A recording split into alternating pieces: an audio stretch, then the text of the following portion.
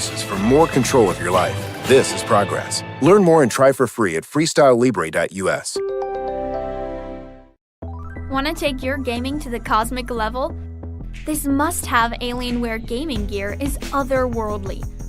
The Alienware 16X Aurora gaming laptop delivers the essentials, striking a perfect balance between performance and portability, all in a sleek, compact design. The Alienware 18 Area 51 gaming laptop shines bright too, offering the ultimate gaming experience. It's engineered for maximum power, but keeps it cool with the newly designed cryo chamber structure. It focuses airflow.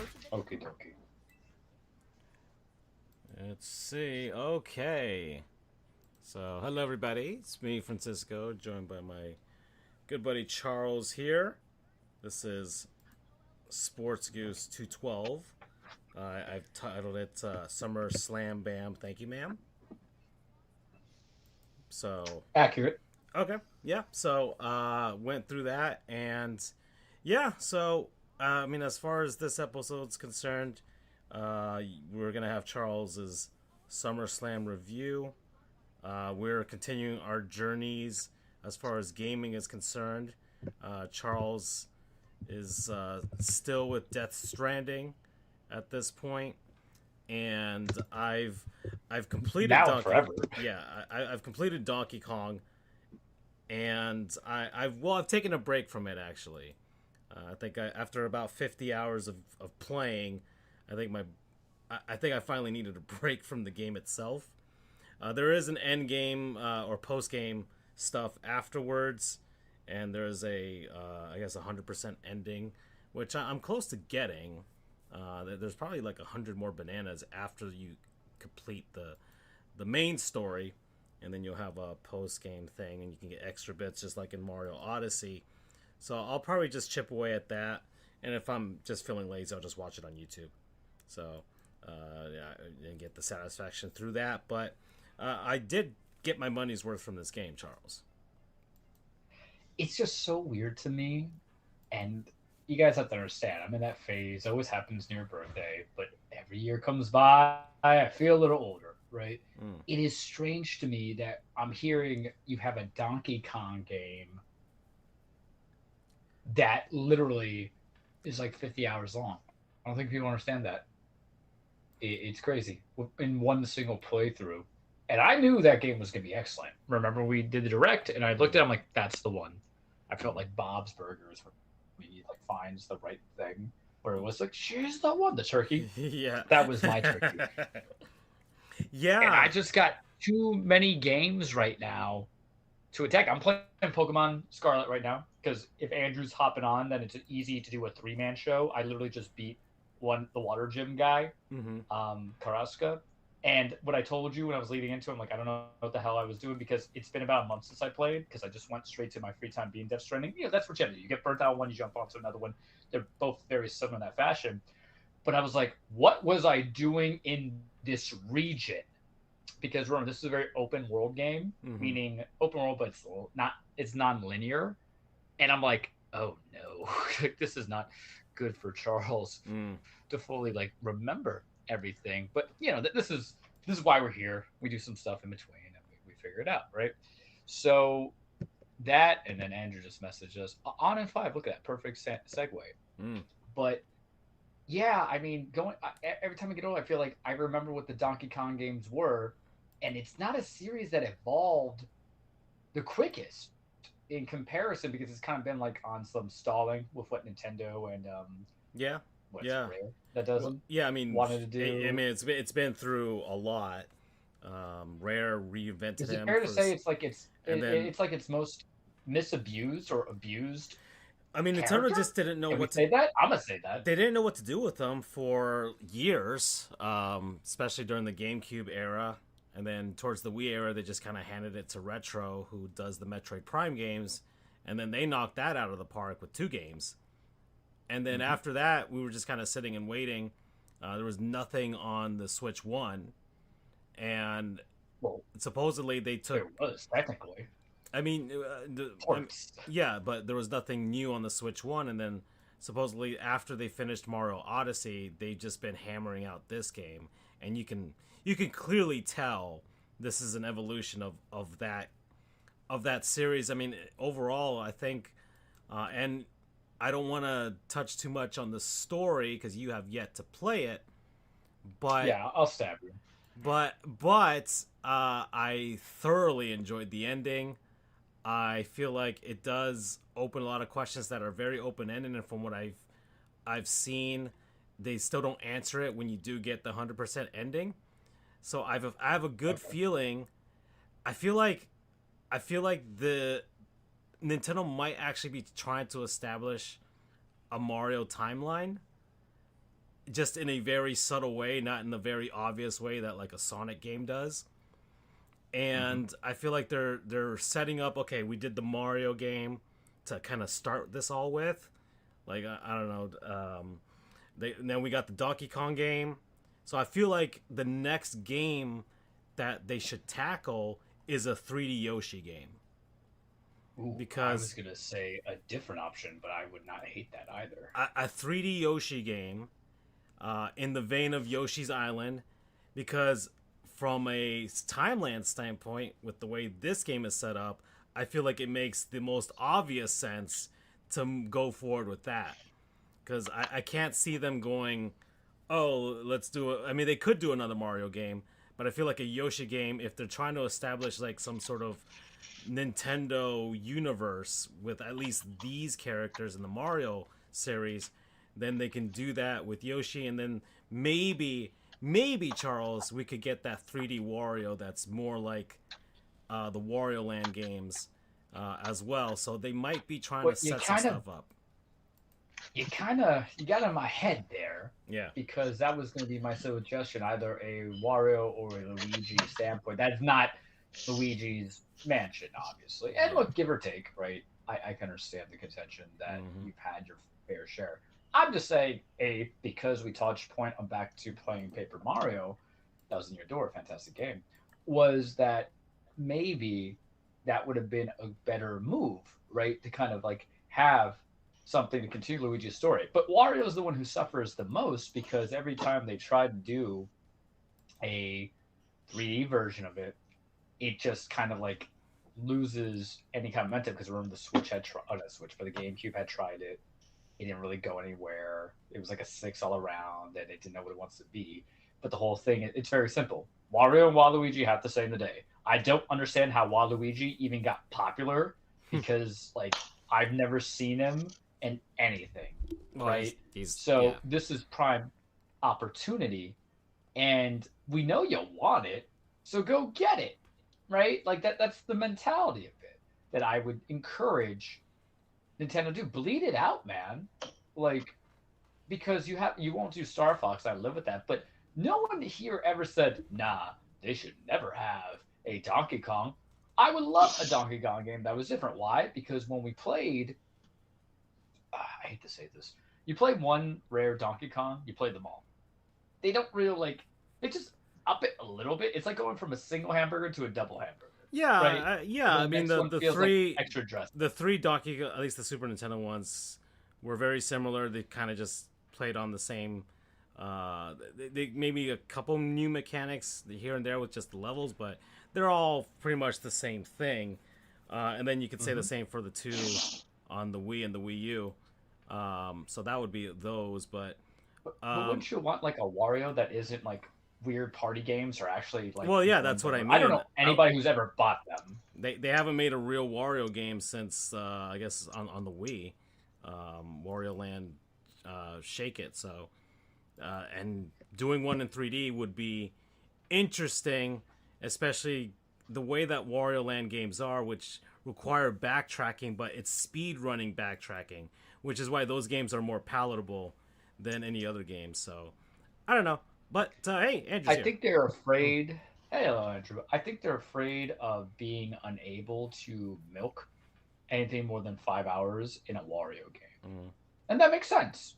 Because they're gonna have to deal with look at what the backlash Nintendo dealt with, like the Mario Kart game, because people can't do like 50 hours in one sitting. Mind you, you're not really supposed to do like in-depth, one shot, one go kind of Mario. right? And Mario Kart. Mario Kart's like throughout the duration Yeah, of stuff. I yeah, digress. yeah. That But open world is that's not. good that you liked it. Yeah, yeah. No, it's great. It's I told you 9 out of 10. It would have been a 9.5 if the game was harder, like the Donkey Kong Country games really are. But Yeah. the final act actually was actually did test some skills because they really did put everything that you did in the game to the test in that final act. So good implementation of that. But and then they got some of the harder challenges after in the post game as well. So Which is still I get post game shit like one, which is like so weird to me. I like it. I encourage it. You guys just gotta understand I'm old as hell, and it's just weird to see this style game because when I say Rare and Nintendo had a like chokehold on how those games were played, it was 30 years worth of it, mm-hmm. right? Almost essentially. So yeah, Yeah, but I've taken a break on that. I'm currently I've got 2 games I'm rotating right now. Jurassic World Evolution 2, which I'm doing with my nephew, and once again having fun with dinosaurs, and then I'm also doing Space Warlord Organ Trading Simulator, which is fun. Which is fun. You trade organs and hearts and eyeballs and nerve endings and. so you're a doctor from Miami. Is that what you're telling Yeah, me? yeah. So I had to do it. yeah, Set so themselves up there. but it's an interesting game. It's a weird game, and I haven't had a weird game this year so far. So on those indie games. So I've kind of been craving for it. So I need something a little different, and it tides me over because the end of this month we've got 2 games, Charles. We got Metal Gear Solid Delta, and we've got and then we've got Kirby's and the Forgotten Land, which I have not played. I've played some of it with my nephew. I've beat the final boss with him, but I haven't actually played the game from start to finish. And I'm like so annoyed that I didn't. I traded that game in, but I could have known they were gonna do the whole thing. yeah, no, Could you? no. I mean, nobody expected Nintendo to just kind of like, oh, let's just add a bit more to this. But they've and their plus, I guess their new game or whatever their plus or enhanced edition games always at least give you a good sense of, okay, this is going to be at least 6 hours. So they've been pretty consistent with like, hey, this is just enough where it's like, yeah, I'll pay the $20 for the DLC for that. Andrew's here. Hello. Hi, And we haven't had a chance to, but we had been playing Halo 2. We're not halfway through the game, are we? Not even close. Okay. Probably maybe a quarter. Yeah, a quarter to maybe a third, or somewhere in between there, and just having fun with that. Charles, I mean, Andrew's really like the nostalgia coming out of him when he's playing that. So that's what we're trying to. That's the vein we're trying to hit for him to feel that for other games in other genres as well. So, but it's nice to see. It's nice to see him reminisce for a series that's near and dear to him. Well, Well, we all agree let that me- Halo 2 is fantastic. Let me tell you a little bit about why Halo is so near and dear to my heart. I don't know, I don't open up this part of you guys a lot. I usually because I don't play games all that much. But Halo 1, I played with a friend of mine. He was a lot older than me. He was probably, I don't know, 10 years older than me, close to. He was my next door neighbor when I first moved to Florida. And he had that game. He got it basically from the start. So I would go over and play the game with him. And, those graphics just blew me away. Bear in mind, this is 2002 we're talking, basically. All the games that I had ever played before were either on PC, Super Nintendo, or N64.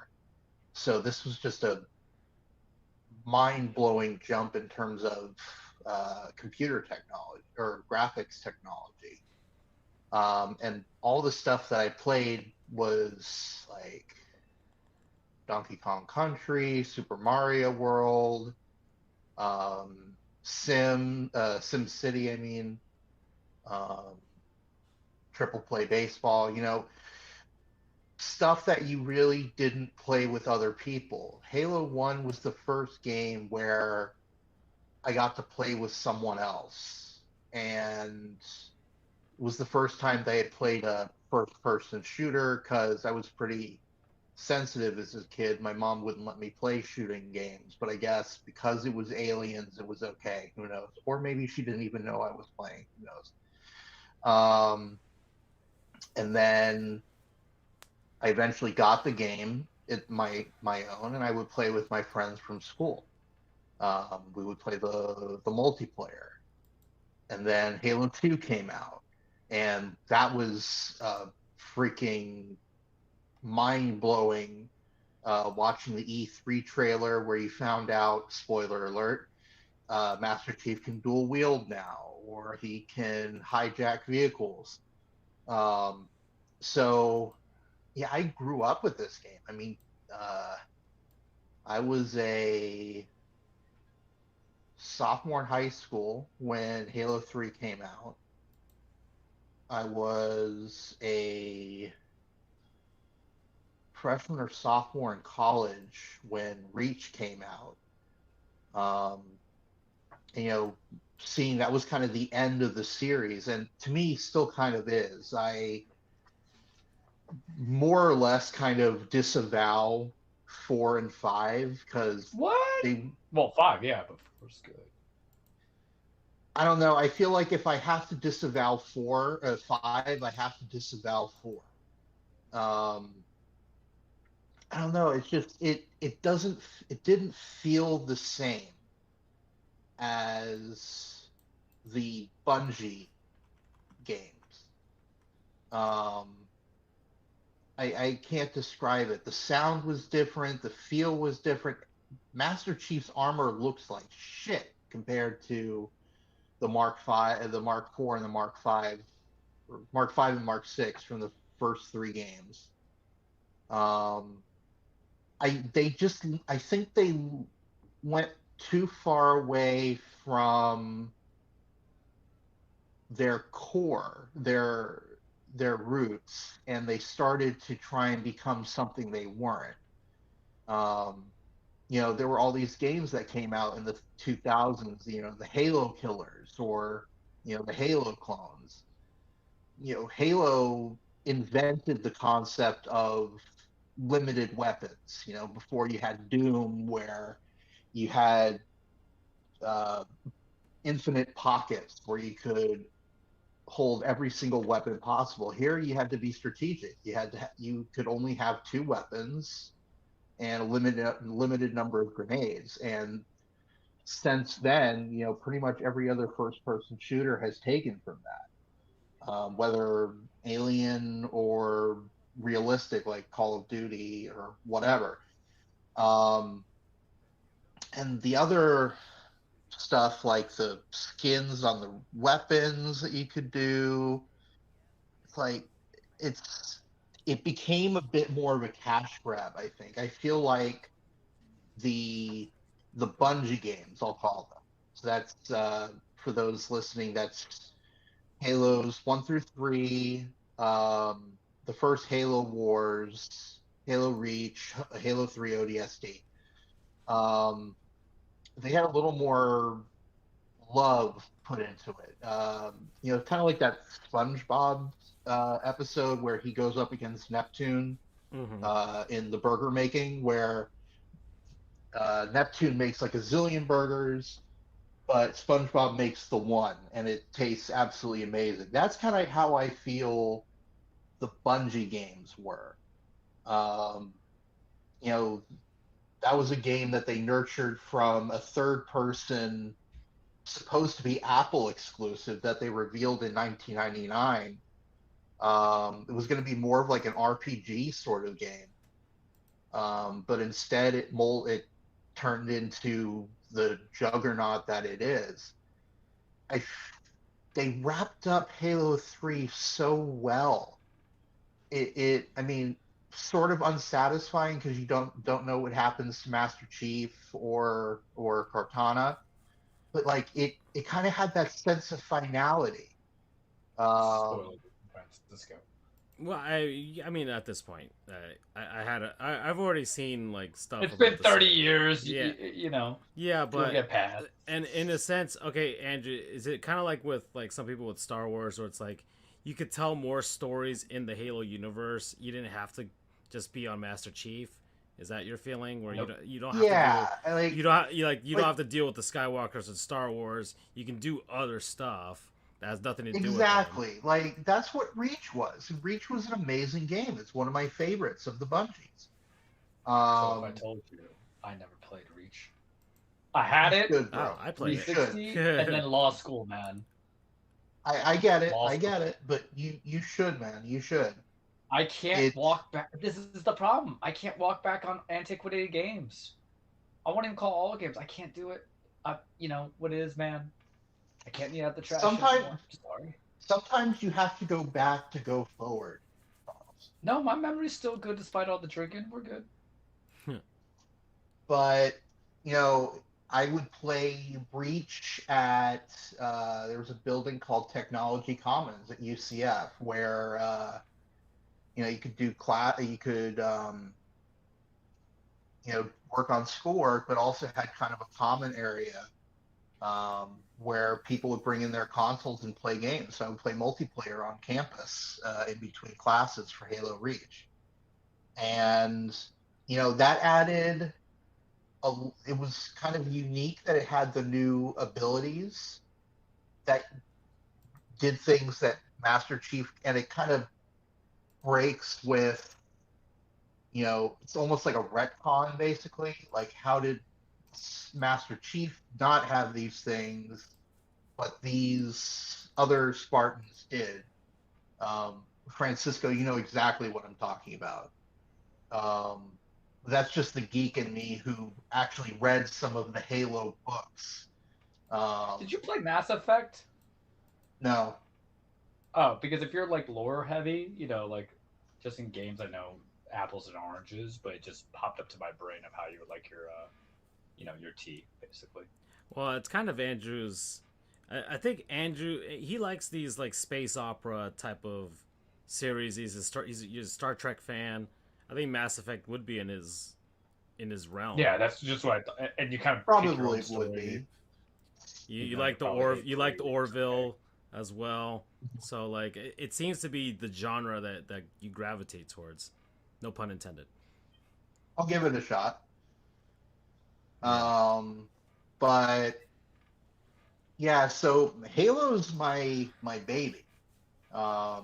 You know, aside from it just being a good game, you know, it's I grew up with it. I mean, I told Francisco, my computer that I had when I was 2004, so it would have been 12. I had a wallpaper on my desktop. E-machine or something like that. That's how retro probably. Hey man, listen, Yeah. we all had e-machines. Yeah. And got, You know, it might God be- forgive us. Or a gateway, yeah.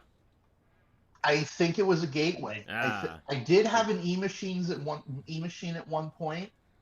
And they You know, die every 5 months.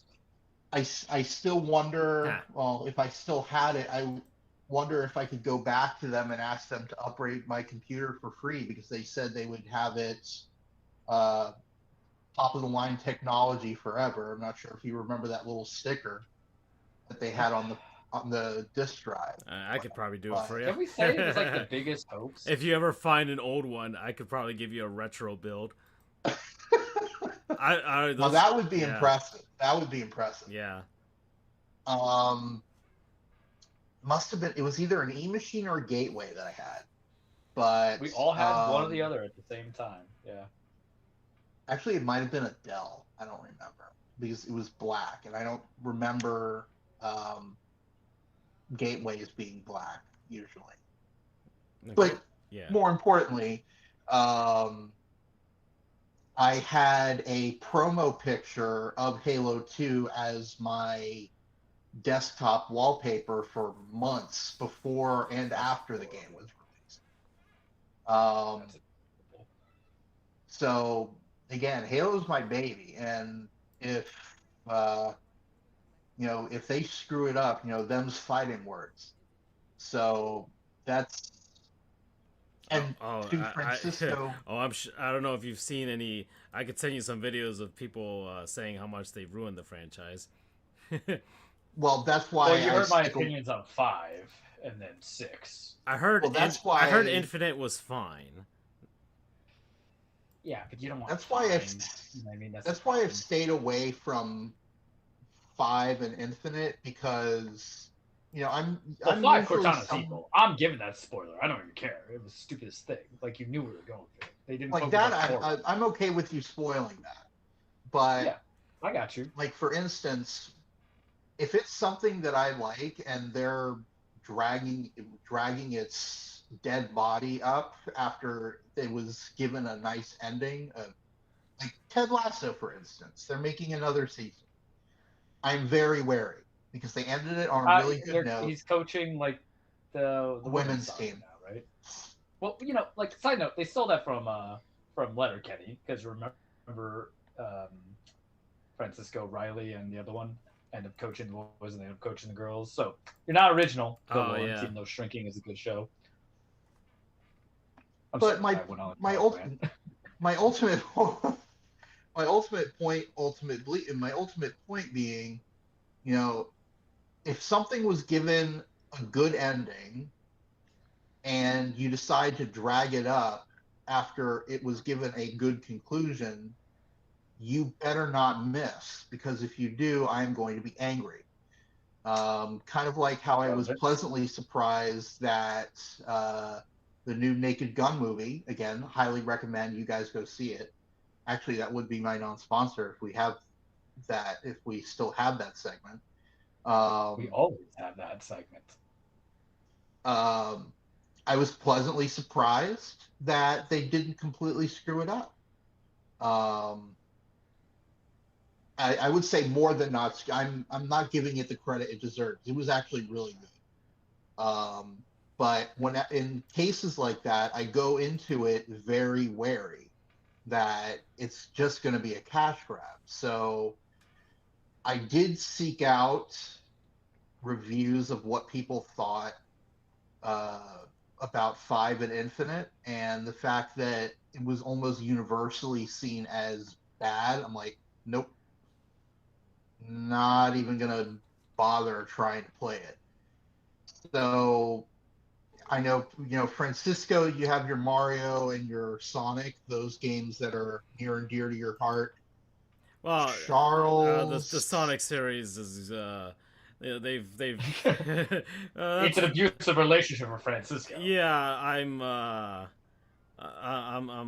ride or die with Sonic the Hedgehog, no matter how awful the games are. The only game I haven't really actually played is Sonic 06. I've never played it. And then everything else, for the most part, I've at least dabbled in. So, anyways. But that is Halo to me. And I suck at multiplayer playing against real people, because unlike them, I can't spend hours a day training to get better. And I've not had internet access, so I can't play online with people on a regular basis. So I suck in that regard. But in terms of in terms of campaign and playing locally, I'm not that bad. It's probably the best. All right, straight up, are you guys on legendary mode with the skulls on or off? No. Yeah, I'm not playing with that. It is a bend over challenge. I mean, the one, the Master Chief Collection has all sorts of options for like how you want to play the games. Nah, Charles, I am never, ever, ever going to go lasso. Never. It's. That's the thing with shooting games. If you make the game's difficulty hard, all your enemies are doing just bullet sponges, and out of all games, if I'm headshotting it shouldn't take 60 tries. You know what I mean? Like I want some like some immersion in there. And I agree a lot with what and I'm going to steal this for a second, Andrew. I won't go on a long diatribe. It was a good series. It was our high school series for a lot of stuff, right? Coming into it. And you had asked me what I thought like the best soundtracks were. And my opinion still holds that they all sound the same. Because it is really the same 3 songs when you come into it. But it's just damn good stuff. And I think for me, Halo 1, me and my buddy, I think the last time I actually played it was when I went to the Carolinas like 7 years ago. Tony and I just kind of like, we had nothing to do. We're like, yeah, let's just go do it. But I remember borrowing Ben's to play with Weinberger for a high school weekend.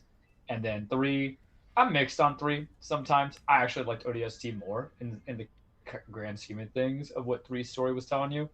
But 3 was fine. Didn't get to talk about Reach or play it, so I can't talk about it. I liked 4 just because I think it gave me a more sci-fi story than a combat militaristic sci-fi story, if that makes sense. But they dropped the ball definitely on not going. I still encourage you should play 4, Francisco, but dropping the ball on like 4 runner and everything they were going from there. And then once I read everything about 5, I'm like, nah. You're losing me when you go sentient AI leading into all that stuff and just throw away 4 runner stuff. But I remember, I guess we'll call this a nostalgia episode. I remember all the controversy came out of 2 because you have to play as Arbiter. And so people were annoyed about it. Mind you, do not watch the Paramount show. I did not watch it. I watched like not. the trailer. Yeah, I watched the trailer. I'm like, that's all she wrote. But it was one of those games, much like I would say Borderlands was for me, where you have more pleasant experiences because of what you could do with it individually and with your people. Not a lot of games in those co-op campaign days really kind of do that. So those 2 come to mind. And of course, Army of 2. Where me and my buddy Steven would just like play on that PS3, man. Come over, drinking some, Hawaiian punch, right? And then you just do that. So yeah, I think Halo is always gonna be something that it's not something I think back on like gameplay wise or cutscene wise, but there is a romantic aspect of it. Absolutely, 100%. As I was mentioning in our group chat, there are certain. Sorry, I'm playing a game and had a quick time event. What are you playing? Yeah, hold on. Wait a second. Whoa. Nah, it's MLB Very The legal. Show. Sorry to disappoint you. That's fine. Charles got excited. It's still fine. He's a bit out of breath. I'm still actually. excited. He's a bit out of breath. I know. I feel like I'm 15 again. I felt a little stuff there. Although I have been meaning to play Max Payne at some point. And I haven't even played that. Dear Lord. Listen. Again, these are Charles. I tell you, these are games that I wanted to play growing up, but either didn't have, couldn't afford, whatever, didn't have the time to play. So and these are games that my friend had that I watched him play, but I didn't get to play myself, like Kingdom Hearts. That was a game that he had that I watched him play, didn't get to see him finish. And I'm like, okay, now I can finish it. I can play it and finish it myself. If you were right in front of me, I'd kiss you on the mouth right now. Because you just said 2 games. Because you said, hey, Francisco, you have your Mario and Donkey Kongs. I have those too. I feel very attached to those. But I feel, as you guys know, attached to Kingdom Hearts and Max Payne. Granted, I didn't play all the Kingdom Hearts games because, listen, y'all play it too much, man. I'll just watch this. I mean, you needed like a Game Boy Advance and Nintendo DS if you wanted to get all the good stuff. Yeah. Yeah. And then I tried Chain of Memories and it was ass too. But yes, sorry. You got me just too excited here. Especially for the Max Payne because we know that's a gateway drug to something else. I don't shut up about that. You guys understand the chat. Like, realistically, sometimes what happens, I'll just send stupid gifts to guys because I'm dramatic. Playing the Colombian Argentinian me. And it'll be like Max when he's like 1 or 2. And then there'll be just like him when he's fat and 3 with a beard. But it's so funny because I threw that in my other chat of the movie starring Mark Wahlberg and Ludacris is in it, and Mila Kunis, and it was just a god awful movie. But my other friend who's a huge Max Payne fan, that's probably why I like it, Ross. Just fling it. Happy birthday, early birthday to him, by the way. But fling it to him and like, remember this? He's like, oh god, it was so atrocious. It really was. Don't watch it, please. I'm trying to think. There was another game. I'll see if I can look it up. Let me see. There's another game that he had, my friend had, that was really cool, and Are you guys gonna see this movie, Good Boy? Huh? never heard of it. It's a horror movie shot in the perspective of a dog. No, I can't do that. I don't cry. I'm gonna watch Weapons though. Yeah, they say that it'll do that to you, and I'm like, oh no. Okay, so because I'm gonna like attack every person who hurts their animals. Mm-hmm. So here are a couple more games, guys, that are kind of on my, back of my bucket list that I would want to play. Eve of Extinction. Or a fandom show, everybody. Yes. Okay. Yeah. So That's Eve a of Francisco Extinction, and I'm sure there are others. If I think of more, I'll tell you in the group chat. The Bouncer was another one. Can't say I recall that. Was it a PS2 game like Ball beat 'em up? PS2. Yeah. Okay. All right. My brain's still going. My friend had a lot of PS2 beat 'em ups. He also had Final Fantasy on PC, I think. Or no, it couldn't have been. It's so weird. I like the Kingdom Hearts games, but me and my buddy, he was actually just replaying a lot of the Final Fantasies. I just find that like, you know how like there's people who like anime and manga, and then there's like the show and stuff, and there's that really weird one. But there's a lot of people like the really weird one, not the weird stuff that Francisco would watch or read. I watch slice of life. I watch slice of life stuff, and but we're talking about even past and a few, we're talking about people who are like, and a few isekai type of stuff, Okay, I got the perfect example. People go and say, "Hey, Code Geass," and I'm like, she bangs like a desk, dude. I can't get behind that. And this is somebody who's like tried Evangelion, and Evangelion's its own monster for anybody who just might agree with me on that one. When you've been out for 30 years and you've had to like make 4 different ways for it to make sense. Yeah. Where really entire anime is just a process. I mean, depression, if you've ever watched hatred of human beings. If you ever watched the Godzilla, which one was it?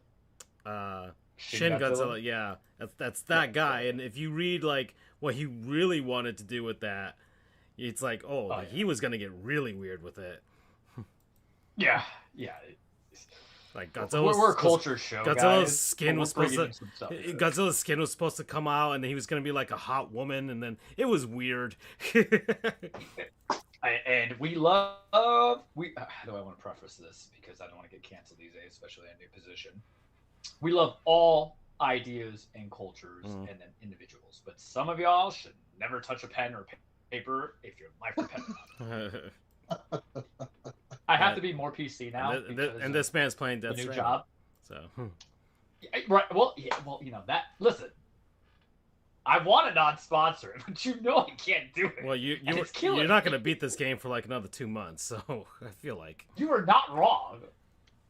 But the thing is, this job has put me to put in like 9.5-hour days. You know how it is when you start like week 1 on something. Yeah, I get that. You always feel like you're gonna get fired tomorrow kind of gig, and so I needed something that's gonna help my mindset. And I'm a very good mental health mindset right now, but it's like there's nothing more perfect than literally Pokemon or Connect the World, right? It is like it's like Foresight came in. Kojima's like, Charles is gonna get a new job. That's gonna be more pressure than you thought before, but he needs something to be excited about. So we're gonna make this game part 2. Yeah. I am the main character of my own story. Sometimes I think the universe does things for me. Please continue. Let's see. Was it on me or I don't know? I don't know. You were listing a bunch of some games. Charles rants are a dangerous thing, but and you guys know that because I can take us somewhere that we don't want to go. So, I mean, as far as everything else is concerned, so yeah, that's what we've been doing as far as playing some games and stuff like that. I mean, Can I just say Death Stranding is excellent, even though I'm not gonna give a non-sponsor. yeah. 33 hours in. First game took me like 38, 39 hours to beat. I'm on Act 6 of 16. I will never know peace, guys. All I know is suffering. Yeah. Because I want to help the world more now, damn it. But what Charles is, I mean, he's suffered a little bit. He might get Aaron Boone fired this year. It might actually happen, the way things are going. Oh my god, yeah. Oh, I gotta talk Super about my excited. experience. So I went to a Marlins game. I went to probably the best regular season. Yeah. The best regular season Marlins game I've ever been to in my entire life was Release the chats on that conversation. on Friday. Last Friday, it was. I'm very glad I didn't buy those tickets. God Yeah, bless that. because you were planning on going to that game.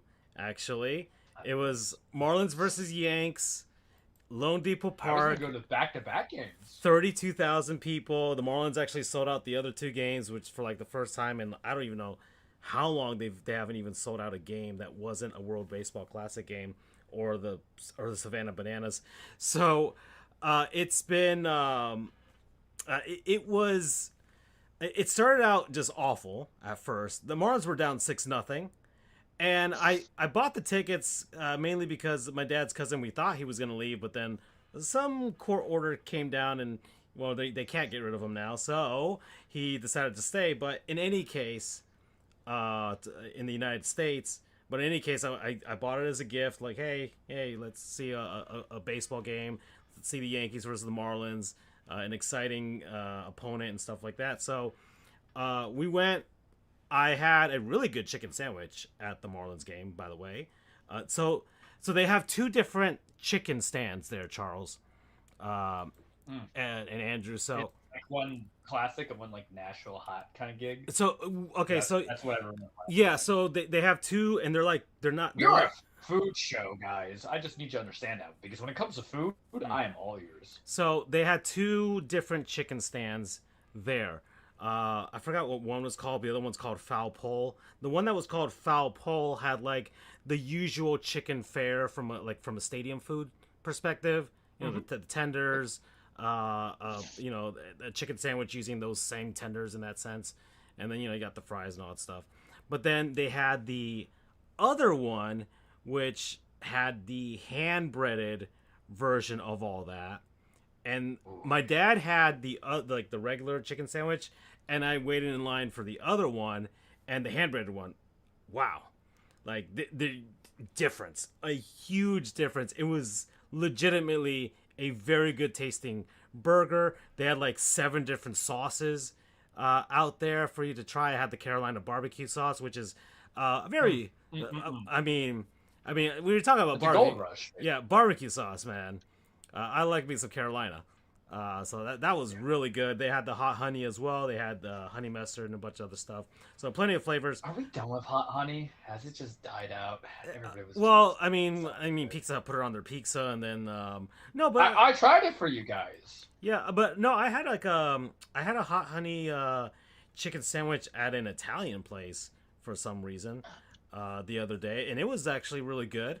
It felt more like an orange They like chicken. to do it with like burrata. They like to do it with like burrata cheese. Yeah. I had it at Elisabetta's. I don't know if it's here on Flagler, here in West Palm. I remember it, but I never Yeah, it's down by. It has like a rooftop bar and stuff like that. It's actually a nice joint. So, but anyways, chicken sandwich, excellent, fantastic. Actually, was helping with that while I was getting the chicken sandwich. Giancarlo Stanton hit a home run, and he put you guys up like 3-0 at that point. And he gets all the big vessels. I don't give a shit. yeah, no, I'm hoping. As you know, I'm hoping he gets to 500. I know he's not going to go in the Hall of Fame as a Marlin. I get that. But What was that thing I put in the chat? I No, I can't say it. don't I'll be remember. recorded easily. Well, It's when I saw a picture of him and I said some things like, you know what? I don't care, man. so Marlins were down 6-0, and then at some point it got to 9-4, and then it was funny because it was the first game after the trade deadline. So the Marlins didn't really do anything at the deadline. They already traded away a couple players, but they held on to pretty much everyone else, including Sandy Alcantara. And the Yankees went all in on bullpen help. Like, all in on bullpen help. And there were people coming out of it saying, oh, the Yankees got the best bullpen in Major League Baseball. You guys got a bunch of guys from, like, the Rockies and, like, I don't know, Chicago, the White Sox, and Pittsburgh, the Rockies. Just guys playing for horrendous teams. And Aaron Seemed Boone... like a great idea. Yeah, and then one of the guys from the Rays, one of the fielders, the outfielder? Yeah. Caballero. Yeah. So... Caballero. And then we also picked up Ahmed. Yeah. And Of course, we McMahon. also got McMahon. Yeah. But McMahon's fine. Listen, I had to see some very bad third base play, which is probably the second most important position, I would venture. Yeah. In defense. I guess so. Yeah, I mean, I would say so. So, Yanks, and then Aaron Boone. I called it the Aaron Boone special, and I told Charles, like, I'm going to need one of these to happen today. Because it was 9-4, then the Marlins were starting to rally. And then suddenly, Kyle Stowers, our lone all-star, who is actually having an MVP-type season, but nobody's going to vote for him. He has the numbers. Nobody's going to vote for him. And he hits a grand slam. And suddenly it's 9-8. And then the Marlins tie the game. And then they take the lead. It's 10-9. And every move that Aaron Boone is doing is bringing in every single guy you guys traded for to come into the game and ruin the game. And then it was 10-10. Ruin the game is correct. It was 10-10. Later, it was 10-9. Marlins were up. Then Anthony Volpe's mid-ass hits a home run because he sucks at defense, but then he tries to make up for it with home runs. He's so awful. Yeah. And he's young and he can figure out, but he's awful. He's really, I'm gonna let you finish. I have a rant. He's really bad at defense. I've seen the numbers, the advanced statistics, and all that. He was a Golden Glove winner when you know it's rigged in the first year. I'm just saying, man. And the Yankees don't teach defense in their minor leagues, if you know that. People have said that, by the way. Other players who got traded to the Yankees and did rehab assignments in their farm system have said they do not teach you how to hit situationally nor play defense. All they care about is the true outcomes and see if you can mash. And it's starting to become a problem now because that's exactly how the Dodgers won the World Series last year. Is they just put the ball in play. So, which is awful for a baseball team. So Yanks take the lead. It's 12-10. Ninth inning comes, and I needed one more Boone special, Charles. And it happened. The Yanks got 2 additional games worth of Boone specials. You brought in, who was that? Happy early birthday to you, right? Devin Williams. Yeah. So 13-12, the Marlins win. And I mean, I was completely like I was chirping at Yanks fans. I was telling people to shut up. I was calling them Yankees throughout the game. You were chirping at me. I was chirping at you. Out of all the three of us, I'm like the certified shit talker, right? But I knew you wanted to go to this game. I knew you wanted to go. I was acting as if you were there with me, standing next to me. If I was right next to you, you would just be laughing the entire time. You would literally because I would have loved to have seen your interactions with other Yanks fans during that, because I mean I've seen you said some videos from the Royal Rumble with you telling people contradicting people and stuff like that. Well, I remember a guy who was there the last time I went 2 years ago that had a Fire Aaron Boone shirt, and I was about to ask him to marry me. I hate Aaron Boone, but a fantastic, a great showing for the Marlins, and then they kept it up with the series going forward because they swept the Yanks. They got back to 500. Now they're back under it, but who cares? The vibes were great. I'm back on this wild card race now, and man, people are. I mean, it's August. I get it. I'm sure the Yankees are gonna right the ship somehow, but If I they don't want don't, them if they do not, Charles, or if they make the playoffs as a wild card and lose in the first round, then, it might finally start adding some fuel because you need Aaron Boone to lose that locker room. May I? Yeah, let's May go. I? We're at 50-minute mark. This is fine. I got a 5-minute round to this one. 2017, 2018, fine, dude. It was yours, right? Take it in that sense. I have been saying that Aaron Boone inherited a well-disciplined rollover team that Joe Girardi got before he was fired, because Girardi believed in accountability, and he also didn't play with stupid-ass lineups, five. And what you have seen was the devolution of a culture. I legitimately think Aaron Boone doesn't know how to manage. And I'm not saying that every person who has a non-managerial role, whether it's not in AAA, AA, single A, anything in the minors, or if they're just learning under the wing. But you got to remember what this guy was doing. He was on ESPN. I guess he's handsome for a baseball player, but no one's more handsome than Giancarlo in my eyes. And he's got a nice sounding voice, kind of soothing. Doesn't really put you to sleep when he was doing the commentary. Look, David Ross got a job. Boone got a job. It's so funny that they make it seem like he was this Yankee great just because he kind of popped this out to get into 2003. When, like, if you want to give me a guy who was kind of like a Yankee dude, but kind of loved, Aaron Boone was kind of a journeyman. If I had to say it like that, I'm going to say it like that. Why as well just find out where Tino Martinez his biggest contribution to you guys was getting injured so you guys could trade for Alex Rodriguez. Yeah, fine. I don't know, Francisco. I don't know. He did walk them off to the 2000. Yeah, but then they don't get A-Rod if he doesn't get injured. Because we're always gonna get A-Rod, brother. Really? Okay. All right. Yeah, I'm confident with it. Like, because that's when, George was alive and in charge. But my complaints with him have always been like, I don't think this guy has situational awareness. And look, what do I know about baseball, right? What do I know about baseball? But there's some things that you could just tell on a guy's face, and I've seen it for almost 7 years, where Boone will put a reliever out there, and that reliever will look like he just had, like, Charles after a hard night drinking and then Taco Bell diarrhea. Like, you look at the face, and you're like, oh, no, he ain't ready. And that was just, like, personified in the weekend series. And what happened that bothers me so much is that because he's been able to find a small modicum of success in going to the World Series, which it was, I still hold on to this day, a winnable series if it was well managed. But he puts in Nestor Cortez in game one. And then Judge flubs a little bit. And then we come back. It's not even a gentleman's sweep because the Dodgers were going for the kill shot because they had a legacy that lived up to just as much as ours, right? But if you gave me a different manager, you really had something special, in my opinion. I was asking for Rick Renteria to be our manager 5 years ago when the White Sox fired him.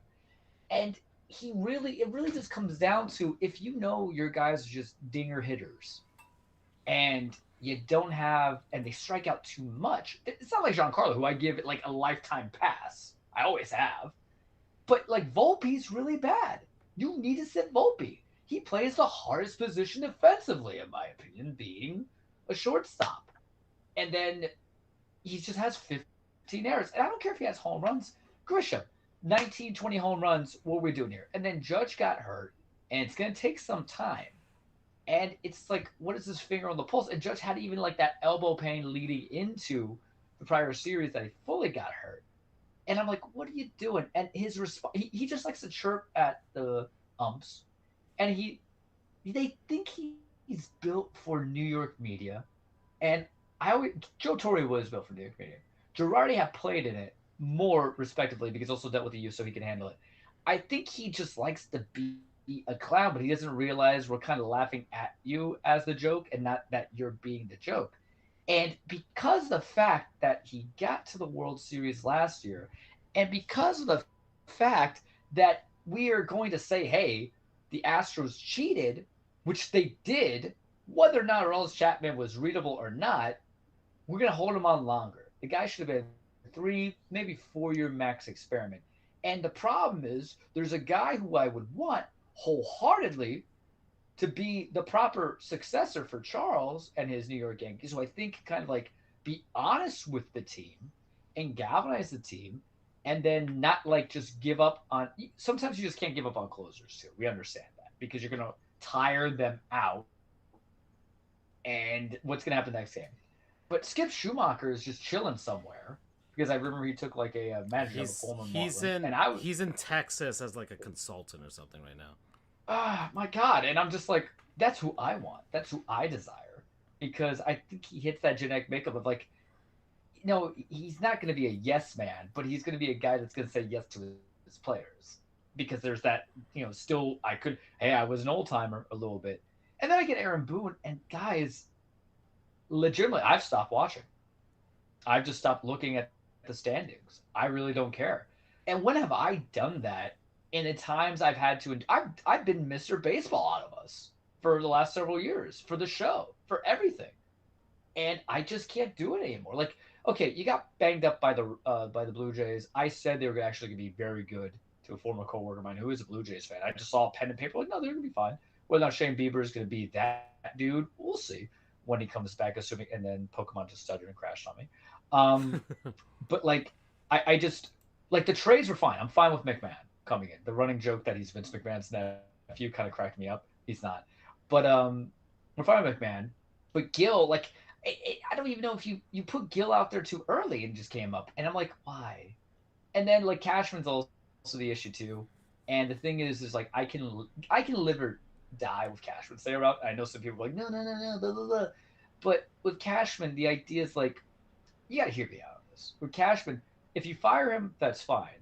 However, in his time period, he has traded for a lot of decent guys. And in his trading capacity, you got Cole, who was a Cy Young winner. You got Free, who looks pretty good, right? Even though I know he's kind of like on the backsliding of a lot of stuff. And then you got Judge, who, if he can kind of continue the hitting, has the propensity to get another MVP. So that's saying something in being able to do that, as opposed to somebody like, I don't want like a Marlins operator. And I know payroll's part of the issue. But you look at Boone, it's just like, you look at our team, you're like, okay, but there's some decent guys here. Maybe we just got the right manager. And then for whatever reason, whether it's Hal or it's Cashman, they're just not pulling trigger. Aaron Boone will be fine. He is not going to jump off a cliff because he gets fired by the New York Yankees. If Billy Martin survived like 5 hirings and firings by the Yankees, Aaron Boone and his milquetoast face with decent voice is either going to land back in commentary or go manage another team. But I don't even go on Twitter because of it. It's because it's my fault for following Twitter. Follow us on Twitter, Charles the True, Tamprioles, FJOJR Jr., Sports _ Goofs, Marlin historian, Panthers historian, whatever the hell Andrew's doing. Apparently not Fear the Pegasus. I don't believe him. But like, I it's not even an apathetic. It's not like a Francisco apathetic where it's like, it's the Dolphins, right? Yeah. It's more. Well, that's it's more like I'm just. Go ahead. It's more like I'm just reviewing and say, hey, the sport that I love, I just don't care anymore. Not with this guy around. You ran over my dog, bro. That's literally how I'm viewing it. And it's and you didn't even say sorry. Yeah, and it's pretty telling how it's growing. I was right about everything. Yeah. Yeah, and super predictable. During the game, I did post. I didn't realize how much Yankees fans really like how much. I forgot exactly what it was, but I could see why Yankees fans how much Yankees fans really like how much. I forgot. But I could. Hey, Aaron. And that from Yankees fans.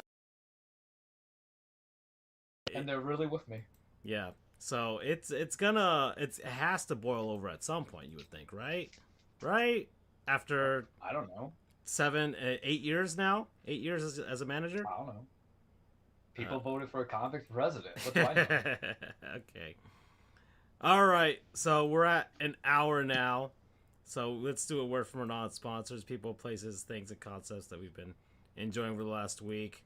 Andrew has been on in a while. I don't know if he has something in mind that he wants to go first.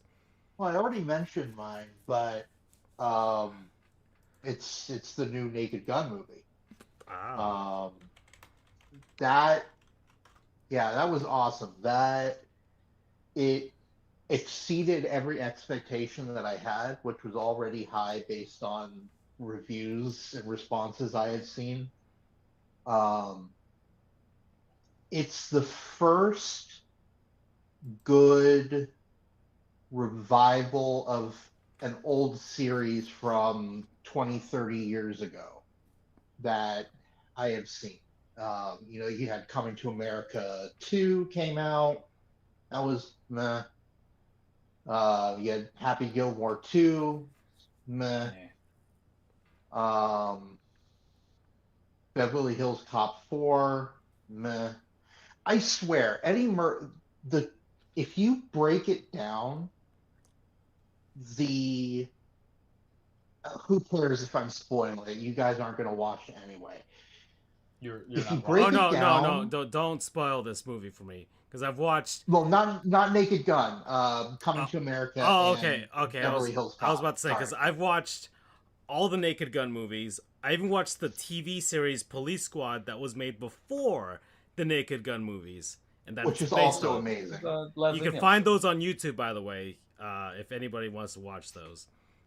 With Leslie Nielsen still playing Frank Drebin. Can we just say Um, Dracula Dead Loving? It's fantastic. Sorry. that is a very good movie as well. I haven't seen that. Oh, What? yeah. I should probably watch Spooky that. season. Dead on. Yeah. Dead on. Look, Andrew and I gonna hold you by the balls. Yeah, I'm grabbing his right, you're grabbing his left. I watched Mr. Magoo with Leslie Nielsen. Why are you the way that you are? Go ahead, Andrew. I'm sorry. But literally, if you take away the kind of unique things about about the various movies, and again, I'm talking about Beverly Hills Cop 4 and Coming to America 2, which for people who don't know, those are both Eddie Murphy movies. Back when he was actually funny. He were funny and raunchy. I'll put it that way. He was funny as Donkey in Shrek, but funny and raunchy. It's literally the same premise: is absentee father tries to reconnect with child. Child doesn't want to reconnect with them because they were absentee parent. Some kind of situation happens that puts them together. They reconcile. The end. That is literally the premise of those two movies. I don't know if Eddie. I don't know if he had some sort of subconscious itch that he wanted to scratch. That oh, I was an absentee father as well, so this is my way of making it up to them. Because that's crazy to come up with two movies with the same plot. Either that, or he just knew that people would watch it. I don't know, but those were obviously cash grabs. They were made for the sake of being made. So this movie, I guess Seth MacFarlane produced it. Like they definitely respected the source material. Oh, I wouldn't just say respected. It was well, and first off, the director in the movie, kind of that spearhead, is one of the three guys from Lonely Island. Akiva Shriver, Akiva Schaffer. He was one of the three from Lonely Island. Andy Samberg provided a voice in the movie, by the way. But yeah, Schaefer, McFarlane were kind of the two big people. It gives me a little bit of hope for the new. Well, I'll get to there in a second, but I don't know how they did it, but they somehow found a way to capture the essence of the original movies without trying to be. This is not going to make any sense, and yet it'll make complete sense when I tell you. They didn't copy it, but they somehow retained the essence of it without trying to be the original movies. They realized no one is Leslie Nielsen. No one could ever be Leslie Nielsen. So they started off on good footing by saying this was, well, no, I'm not no spoilers. But I don't know how they did it. It's such a fine line to walk. I guess it started by, what's his name again? Liam Neeson, which is ironically kind of close to Leslie Nielsen, as everyone has brought up. They recognized and realized Neeson is nothing like Nielsen, and they didn't try to make Neeson be Nielsen. Neeson is a very serious actor, and that's come through in all of his action movies. Taken, whatever the release the Schindler's List, if you're talking about drama and seriousness. Well, yes, but in terms of action movies, Neeson and Nielsen are nothing alike. Even if you put them in the same movies, Nielsen was absolutely brilliant as being the straight man. If you guys have seen Airplane, that is him at his finest. And The Naked Guns as well. He's incredible at this line of in the Naked Gun series. He's incredible at finding this line of being straight and serious, while also kind of at times coming off as a bit incompetent, I guess you could say. That was kind of the hallmark of The Naked Guns. And that is something that Liam Neeson could never be. In his core as an actor, he is the uber serious type. There's not a chance that he would be able to replicate Leslie Nielsen. And they didn't make him. They let him do his thing. They retained enough of the spirit of the original, but didn't try to force it to be the original. Does that make any sort of sense? Yeah, we got it. And it gives me hope that maybe the new Spaceballs movie might be good. Because even though he's not directing it, it still involves Mel Brooks.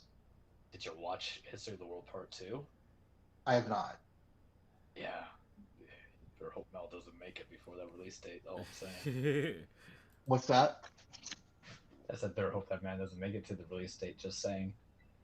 It was rough. But also, that's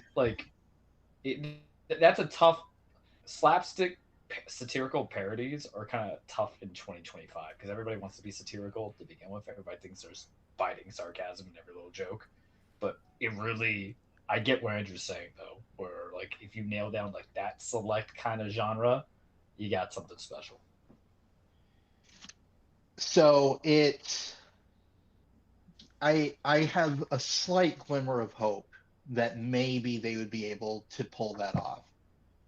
But that being said,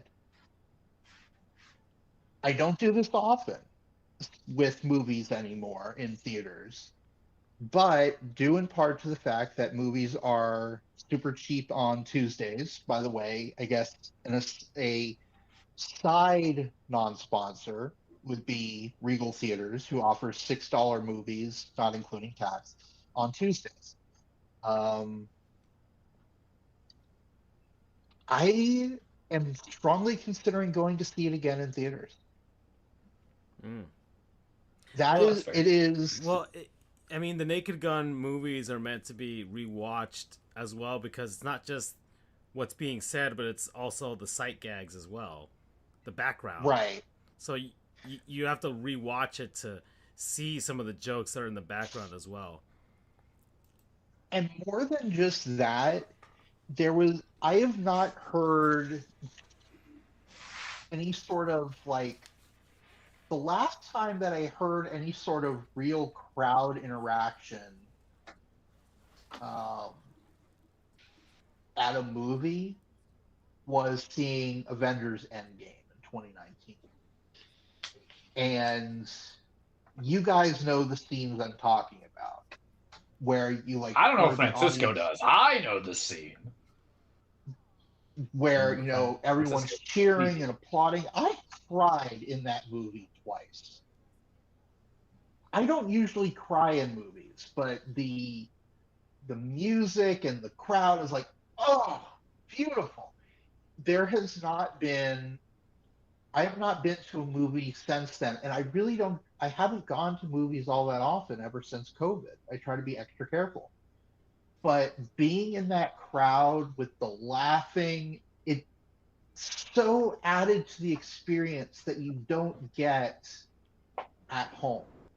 That was almost, I didn't see it in 3D, but it kind of added a third dimension to the movie, being kind of in the presence of others, everyone having a shared guffaw and laugh. I haven't laughed in a movie in forever.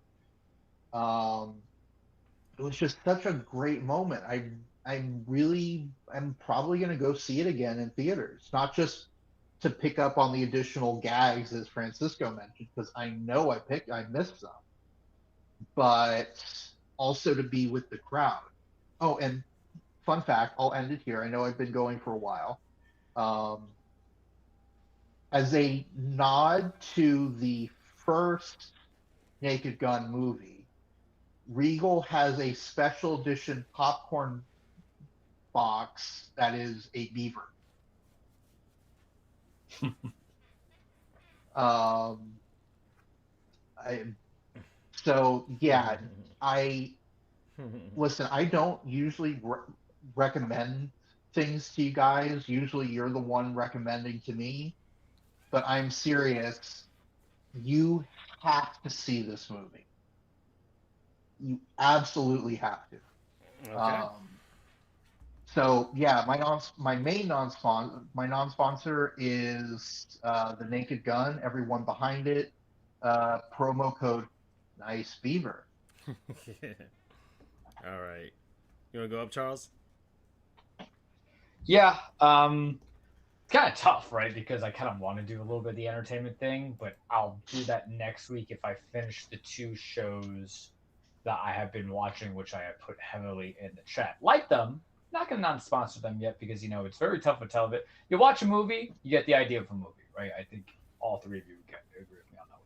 You watch a TV show and you get caught up to a season. Like, if it's just waiting for a season, then it's like, okay, maybe I don't, talk about it or anything like that. But, if you're going to give me 2 seasons of it to watch, I'm going to watch 2 seasons of it. We're going to see. Instead, I'll switch it up because, as y'all know, I'm a traveling man now. Traveling Trujillo. I'm no longer a litigator. As I was trying to explain to my mother, I'm more attorney than lawyer. And then she's like, what does that mean? I thought they were all the same. I'm like, yeah, but a little different, right? I always kind of personify that lawyers are litigators and the courtroom attorneys, they could just be anything. So I've been on the road. I was in Tampa Sunday, quick in and out, right? Quick in and out going from there. And I was hungry. And one of the things I told myself was, okay, if I'm going to be out, and thankfully the places I'm going to have to travel to amongst the regions I have are going to be at least 3 hours from me, max for the most part, unless I get to Key West or if I have to go to Tampa or if I have to go deal with lobbyists in Tallahassee. I don't know where life's going to take me, right? But I said, all right, Charles, wherever you go now on the road, if you're hungry, no matter where you go, you can't go pop in fast food. So I'm not even in Tampa, right? I'm more like Ybor City kind of thing coming into it. And there's a Burger King. I get in my hotel. It's I got to get something to eat before SummerSlam, all these things. I said, okay, what am I going to go from there? And I'm looking at the app, DoorDash, YouTube, or Uber, or whatever, trying to figure out some stuff. So I was like, okay, no one knows where we're going. We're just going to see from there. I ended up going to a place called Salem's Fresh Eats, and it literally had everything you could think of what you wanted to order. And I was mildly impressed beyond belief because if I wanted fried chicken, it's fried chicken. If I wanted fried catfish, I could fried catfish. If I wanted, all these other kind of styles of food, I can have it. If I wanted a gyro, I can have a gyro. It was kind of like a buffet, right? And they call it fresh to order, which most places aren't really fresh to order. You're probably fresh-ish, right? Like Fresh Prince of Bel Air, you got roughed up a little bit, nothing else too crazy, right? That being said, what I did order was my own little bowl. It was kind of like it was like, okay, let's imitate every other person out there and make it a little better. So what I ordered was a bowl of just rice, peppers, grilled chicken tossed in hot sauce, just to give it a little bit of a kick, right? For like $12, and it was delicious. I was like, yo, what? Huh? Because the thing is that when it comes to nutrition and you're always on the road, what do you follow? Wrestlers, Charles. That's what you follow because they're always on the road. And you know me, I love my wrestling. Maybe not for long, but I still love it. So I had it. It was quite delicious. And I also had a vanilla milkshake. And my tummy wanted to have a conversation with me about why I thought it was smart to have a vanilla milkshake when I had just down grilled chicken tossed in hot sauce, oh boy, peppers, where's this rice. place located? And I said, listen, it was wherever I was off of Ybor City, like Salem's Fresh Eats. Salem's? And it didn't take forever. It all cost me like $20, and I thought it was just darn good stuff, man. And if I end up finding myself in that area again, I would constantly, because I didn't want to go downtown and eat. I was already tired. I've been trying to deal with myself throughout the day and stuff like that. But super recommendable, very tasty. Got me through SummerSlam. I was very happy, and it was a good start point to how I'm trying to curate my appropriate eating. So Salem's Fresh Eats, Yeah, go try it out if you're in that section. They're spread out. I also saw a Texas Church's Chicken. I'm like, what? I've got the I menu. know about that. I've got the menu up here, so Impressive, right? yeah. So hold on, where are they? Just in the yeah, it's Winter Haven, Bradenton, Tampa, Lakeland. But that's I guess the that's closest the would be to Andrews and with Winter Haven and Orlando, I guess. But yeah. Ironically, God has punished me to where I have to go to Winter Haven at times. Now, in my newest capacity. oh boy, you're back, Polk County, baby. Yeah, if I come back from a site visit with a southern twang, you gotta understand they just got to me. They just got to me. All right. But yeah, if you look at the menu, there's a lot of diversity. Mm-hmm. It's kind of the saying, hey, we imitate a lot of people, because I think you get a burger there if you wanted. Yeah, there's a gyro, boneless chicken wings, regular chicken wings. Yeah, that's what I'm saying. They're kind of like, hey, if you, you just know want who kind of like who was like variety, let's do it. Miami Subs Grill. They were like that. Yeah, they were really like that. Yeah, they had burgers and gyros and chicken, and sometimes and fish. Yeah, and at some point, I'm like, "Where's the subs?" Right? Because they never really had. yeah, that's true. Subs. They stopped making those after a bit. They're like, "Hey, we actually make decent chicken and fries. Do you want some?" And I was like, Mhm. "Yeah, man, I kind of do." But yeah, highly recommendable. Promo code. Damn it, I just used the Ultra Bowl when I didn't mean to. Promo code Black Cat, because if anybody wants to bring us to Twitch, say it. Mm-hmm. We're old, so I have to really explain things now. Yeah. All right. Okay. All right. So let's see. So, oh man, my non-sponsor. I've done a few things now, but sheesh. Donkey Kong, things like that. You know what? I'll give it to this because I don't think I ever gave it to it before. I'm not sure if I did, but you know what? Screw it. Video game again. Jurassic World Evolution. I don't think I did them before. I think I played it, but I never actually non-sponsored them. Which, or if I did, I'm giving it to the second one, anyways, because that's what I'm on right now. Jurassic World Evolution 2. That's what I'm playing right now. The third one just released this year to coincide with Jurassic World Rebirth, which I heard is a terrible movie. And I haven't I haven't really watched I watched Jurassic World 1, but I didn't watch the other ones. I've heard they're not good. But it's fine. It's fine. I'm only in it for the dinosaurs at this point, and I can get all of that without the movie by playing Jurassic World Evolution. Me and my nephew chipped away at Jurassic World Evolution 1. We both collectively put in 100 hours into that game to make our perfect Jurassic Parks.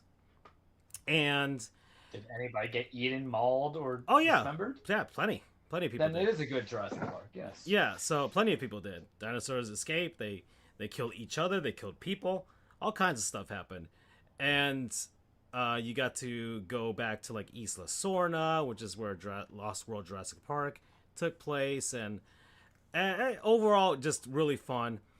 And the first one is more about, okay, you got your own Jurassic Park, and now you're gonna go out there and make money. Whereas Jurassic World Evolution 2 is more based on, I guess, Fallen Kingdom and Dominion, where it's all about saving the dinosaurs, and you know, we brought these creatures back from extinction, and now we're just gonna treat them and mistreat them and make them assets, and they're living breathing life forms, and we need to treat them right. So more of an environmentalist, animal rights sort of angle to this one, where you're not working for a company anymore, your own company.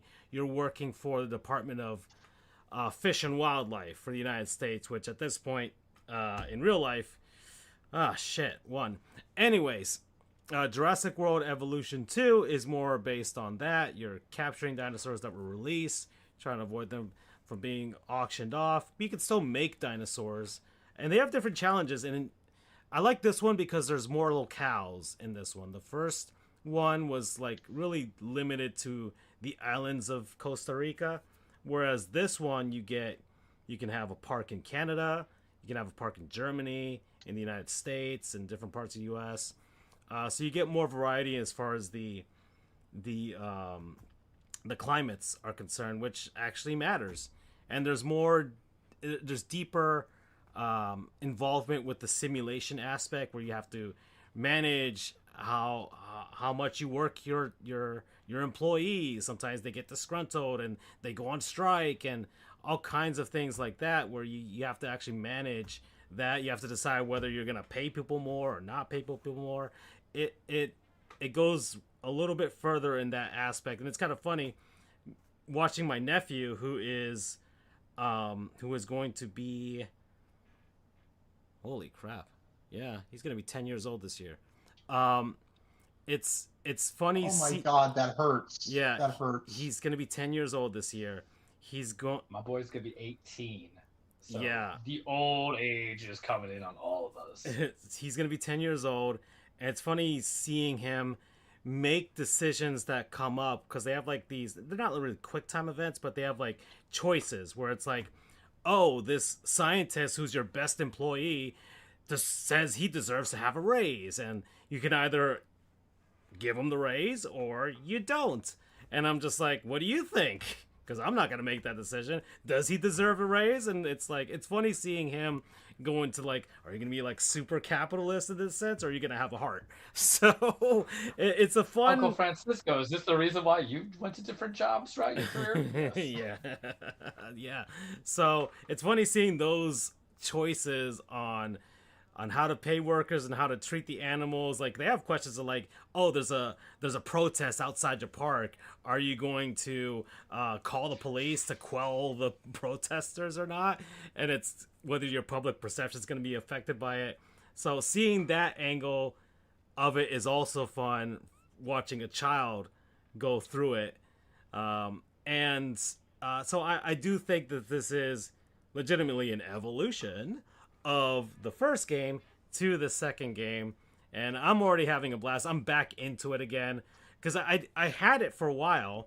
I bought it for him because after we beat the first one, I'm like, oh, I'll buy the second one, and I thought he'd jump into it right away. He didn't. Eventually, I got it for free anyways, so I have two digital versions of this game on two different markets, and it's like, all right, fine, whatever, doesn't matter. I already got the first one for free. I think they earned $20 of my money anyways at this point. And now that he started the second one, and then I jumped in to help him, and I'm back into it now. And we're playing it on Steam. It has the cloud saving, so when he's done playing it over there at my sister's place and he cloud saves, then at night I could take over and just start doing some stuff. And it's kind of a fun like co-op experience where it's not really a co-op game, which has been really fun. And we did it with the first one, and we're doing it with the second one. You're just day shift, night shift managers. Yeah, I get it. It's great. It's fantastic. Yeah, he takes the day shift with the dinosaurs. I take the night shift. I remember the first one, he accidentally left his computer on. Like the screen was turned off, but the computer was on, meaning the game was still running. And then he woke up the next day and all the dinosaurs had escaped. The park was destroyed. And he was telling my sister, Mom, I don't know what to do. The dinosaurs escaped. Everything's destroyed. The game, I don't know how to fix it. And I'm just like, I told my sister, just load the save back. Just load back the save and it'll go back to normal. But he did accidentally leave it open, and all the dinosaurs escaped and killed a bunch of people. So that was fun. Y'all let him have the easy way out, man. How is he gonna learn? Yeah, that was great. That was a great day. Yeah. So Jurassic World Evolution 2, having a blast. I'm definitely gonna get the third one after this as well. Promo code Jeff Goldblum. Fair. Who's actually one of the few people that lends his voice in this game. Like, legitimately, it's good. It's Jeff Goldblum. I mean, yeah. Who else do you get? Him or Sam McNeil? No, right? well, yeah, I appreciate him. Well, he's the only one, because you had you have Chris Pratt. He's not gonna lend his voice. I mean, he'll lend his voice to anything if the money's right. Yeah, but not for this one apparently. But Jeff Goldblum, sure. But Jeff Goldblum does weird shit too all the time. I mean, I don't know if you've ever watched Tim and Eric Awesome Show. He does that. Yeah. He's in Portlandia. Like, he does weird things. I think he was in, like, Harvey Birdman. Jeff Goldblum just likes doing weird things, and that's why we love him. Jeff Goldblum needs money, and he understands that he's easily casted almost any kind of... Really, when you think about it, he can almost be in anything. Yeah. Because he was. All the old school 80 actors, man. Alrighty. So, we're at an hour and 27 minutes. It is 9:24, Charles. I think we should just go to the cage. Yeah, that's fine. So let's pop in it. News. There was some stuff going on over the weekend, a pay-per-view and everything. You were gonna get a review on that, so I'm excited to see it because I saw reactions to stuff, of course, on the socials as well. Reactions to things, and I want to hear your thoughts on certain people coming back from injuries and your feelings on people. So let's go. Welcome back to your weekly Truplex The Cage with Charles. Remember, disclaimer: wrestling is not fake. It's scripted. Stage fight. It's a song and dance. It's poetry and emotion. It's men and women beating the holy hell of each other, trying to establish legacies, chase championships, and do it for Charles. Now, I'm gonna give a disclaimer now because I think it's well earned. In comparison, we might be ending the cage. We might be ending. Oh boy. And it's not even for what you think it is. It's going to be that Charles is going to continue to watch wrestling. Charles will continue to watch AEW, but he only does once or twice a year, pay-per-view at most. Granted, it'll be on Max, and I can watch it there. WWE kind of making it impossible if you do it, because I'll start with this, because I'd rather be upfront. I like to give bad news instead of good news. And there's SummerSlam subjective. You either liked it or you didn't like it, right? But so as y'all know, new licensing rights for WWE pay-per-views are now going to go to ESPN. The Peacock Beauty that was there is going to be done by 2026. And so you're getting two kind of options, and they've been kind of silent about it. You're either going to get the, hey, here's our crappy ESPN app because ESPN Plus couldn't sell, and then we lost and exiled and isolated a lot of our consumer base for the years by putting in a hack in Stephen A. Smith and kind of like a sexual fiend in Shannon Sharp, right? If you listen to Nightcap and stuff like that on Prime TV, so we need to get people back in here, and we dropped the ball with top ranked boxing And we realized buying an ACC network didn't work because when it comes to actual viewing, you're going to get more SEC people, and that's why CBS came in. So let's go ahead and buy out the licensing rights for WWE pay-per-views on our digital broadcast for $30 a month. Now they say that that's for the digital only kind of thing. They say if you have a cable subscription, and that's such a broad word anyway, you will still get access to the pay-per-views. However, it doesn't answer the question of am I still going to have to pay for said pay-per-views? Because remember, they did the same thing with UFC, where they're like, oh, we're your top of the line streaming service for UFC, but I'm not getting anything free on UFC on the MMA stuff. You're getting like the pre-show, which no one knows anybody names to begin with, and then you have to pay for the remainder of the subscription. And I look at, and y'all know I'm cheap. You guys know I'm cheap, but I've been conditioned for so long with the WWE network that I was like, all right, it was $10 a month for fantastic pay-per-view and a library. And then it became like, okay, it's on Peacock, and Peacock I don't pay a lot of money for. And, it gives me access and content to like great television shows. I can watch Brooklyn Nine-Nine. I can watch The Office. I can watch Parker Rex. I can watch some of the Harry Potter movies. I can watch other movies that have to go from there.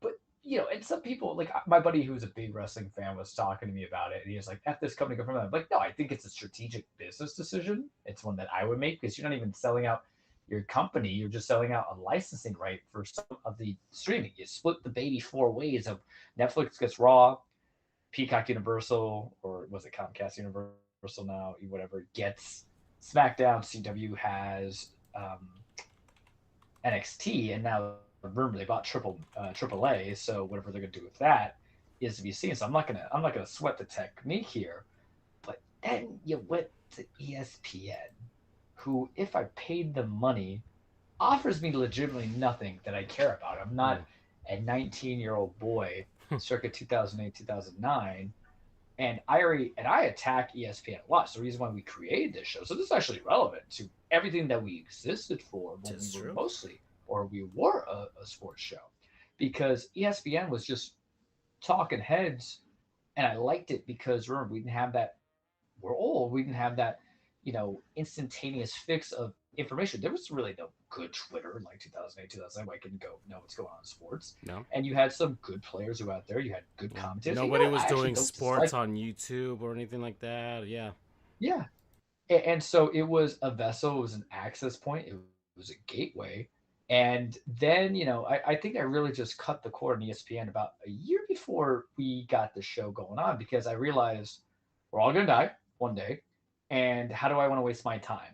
And I'd rather waste my time watching like silly, weird anime or wrestling or, TV shows or movies or just playing video games or just taking 30 minutes in the shower than watching Stephen A. Smith and Skip Bayless and all those guys kind of going at it, because they were not my cup of tea.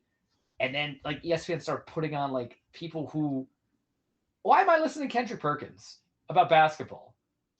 Right? Like, and people are like, well, you're a former champion. His stats are like 2, 4, and 4, man. And why am I listening to Dan Orlovsky, who is his entire career is predicated on getting a safety going about, oh, well, he admits it. No, you put him out there because he's handsome, he's safe white, I'm gonna say it like that, and he has a good sounding voice.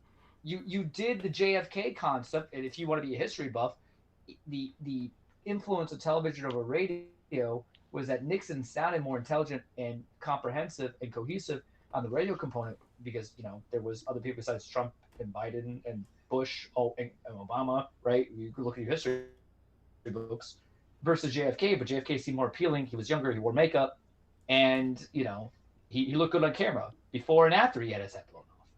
So, like, I feel like that is... stand-up comedy could be for me if I ever really cared. But that is really what I feel like the Dan Orlovsky effect. And you know what? You kind of subjugate women where, if they give you one wrong like approach, you kick them out, and then you gaslight them saying they're crazy, like Sage Steele or is it Jamel Grant? Sorry, it's been a bit. One was her and the other guy. So you didn't outside lines got taken out. So you realize no one wanted to watch your fan base, and like there's Laura Cohen and all that stuff. There's so many other great women commentators out there for sports, and you were the gatekeepers, guys. You were legitimately the gatekeepers, and you prevented a lot of women commentary and analysts from you to be part of the game. And when you allowed them, then you don't even like. Okay, you put Doris Burke on the NBA stuff, but then you allow her to get shitted on 6, I guess, for her commentary style. I see legitimately no difference between her and then I had to hear like Doc Rivers for that season and a half, and I'd rather listen to Doris Burke than Doc Rivers. And so you kind of like realize you isolate so many other people who don't live in the fantasy football hub, because that's what ESPN came. Gambling, advertise gambling, do all the gambling, make it more interesting. Like when I see it at the gym, it's there. And then you go to WWE, and I'm just like, I'm not paying $30 a month. I'll split with a buddy, sure. If I'm paying $15, not a problem, right? That's fine. And I already have to pay Netflix anyway. I pay for my family, so no sweat off my back. If Peacock's still gonna have like a library of post stuff, then yeah, I would keep it. It's like $6. I'm not gonna fight it.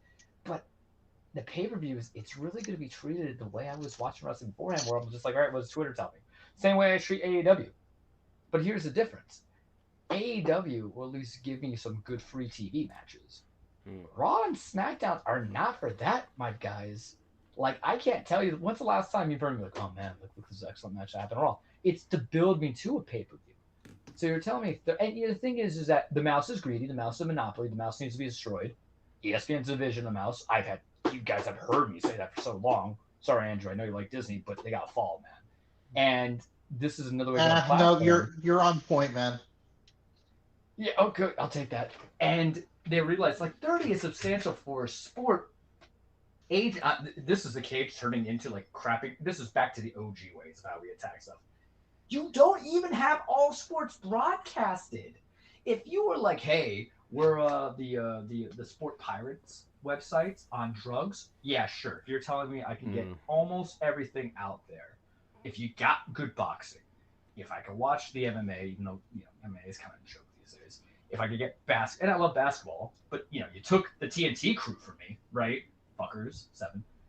If I can get all my sports, got ESPN because you bought Red Zone. This all happens in one fell swoop. At least like WWE was smart to say, hey, we're giving you a license, right? NFL are just shills because they did like a switch up of like, hey, we're just going to 10% of your stake and you're going to 10% of ours. And ESPN really didn't realize how much of a monster NFL owners are. Like, you just gave Jerry Jones and Robert Kraft money, ownership in ESPN. Congrats on the human trafficking that's come for the future. I'm saying it like that.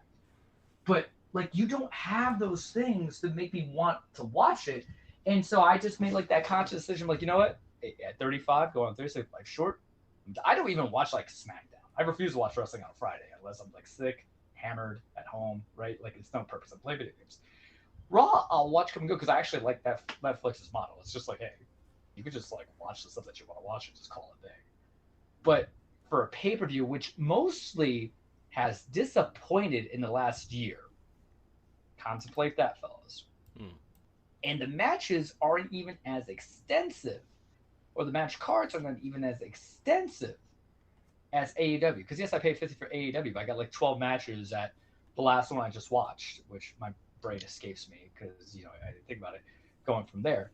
However, I still got like 12, 13 matches to kind of go from there for the 50, where I'm only gonna get like 4 or 5 matches on the card. So it really does seem that. And the thing is, because of how they do their wrestling. And you guys, I never said one is better than the other. I always said support the wrestlers, right, coming into it. And I never fight them. I asked for both wrestling companies to be the best version of themselves. And you're not being the best version of yourselves where your style is just to kind of like build to watch a pay-per-view. But there's nothing in there that is going to get me to pay $30 on a digital, because I have Sling TV. But if that doesn't qualify as cable, then we're just out. You know what I mean? Like, I don't even care. 30 and then some. Because one, I just hate ESPN. And then I have to go watch this stuff because WWE gave me more of a reason to hate them. We're going to take a pause real quick to AEW. Love what's going on with Hangman and MJF. I know that feud has some legs. They're continuing with it. They got Forbidden Door coming up. I hate the concept of Forbidden Door because it's been like 4 years now and everybody's not really forbidden in a sense anymore. Yeah, yeah. It's like, it's like saying marrying a cousin in Alabama. Not forbidden there, buddy. Nothing new there, bud. Don't know what to tell you, right? Sodomy is more forbidden over there than cousin kissing. Just saying. But you'll get its time to shine when I speak about it again. But I at least like them being a good. I don't even think it's like counter programming. I don't think at this point they're number 2. I think they're 1A, 1B. It just depends on the week. I do watch it. I watch it like twice a month. I'll watch Dynamite, and they'll get like 2 pay-per-views out of me a year because $50 is a lot of cash. And it's going to be at HBO Max. So that's why I would tell you guys, if you want to say, hey, Charles, you speak about AEW, what can you go on? If you have Max, another streaming service. But you know what? If you're already paying like the $10, $15 a month and you just watch wrestling that you have to pay $50 for, I think you're Charles pretty well. Because that's what I'm going to have to do with WWE anyway. Like, I can't avoid spoilers, right? And that's the problem. Because the way of high consumption of this is a long cage, I'm sorry, guys. The way the consumption of media is, I cannot avoid spoilers. I remember when Dean Ambrose won the Money in the Bank, and I didn't really utilize Twitter that much, and a friend on Facebook wrote it for me. I don't do social media, don't mind you guys. Might have to do with LinkedIn. I don't like that, but, I'll deal with that and cross that bridge when we get there. But, and I don't do Facebook. Try not to. I think it's toxic. But I know I can't avoid those spoilers. I can't even avoid when Aaron Boone. I can have a nice face. Aaron Boone's face already in my Twitter timeline. Imagine that, right? On a pay-per-view. So I can see that. I'm just going to do things after the fact when we watch it. So SummerSlam, the pay-per-view that Triple H, Paul, you'll hear me reference both, tends to usually screw the pooch on. I've never really loved any of them since it's been under his regime. And it's just, things are lacking. And I had trepidation, fellas, because this was his first dual night pay-per-view. And in one end, I have 16 hours exactly in Pokemon. Cool, because I'm saving as we go. On one end, I'm like, yeah, you could do 2 nights of a pay-per-view if you want, right? But you could also, just make one 5-hour pay-per-view and call it a day. It just depends. But when they did the one, long 6-hour pay-per-views, it would be like on a Sunday. And usually I got a little, adult beverage in my hand, and I can't. I got to go to work the next day, you know what I mean? So I'm like, fine. I told you guys in the chat, I'm like, I'm kind of excited for this card. And I was cautious. And it turned out for Hunter's first attempt at a 2-night pay-per-view at SummerSlam, it was damn good. I liked it. Holy crap. And I don't know how to ever grade the 2-night events because I do not grade them overall because you can't grade it overall. It's not like watching the Fellowship of the Ring Extended Edition, fantastic film. Series Extended Edition, and not fantastic. And you just split it in half, and you're like, it's whatever.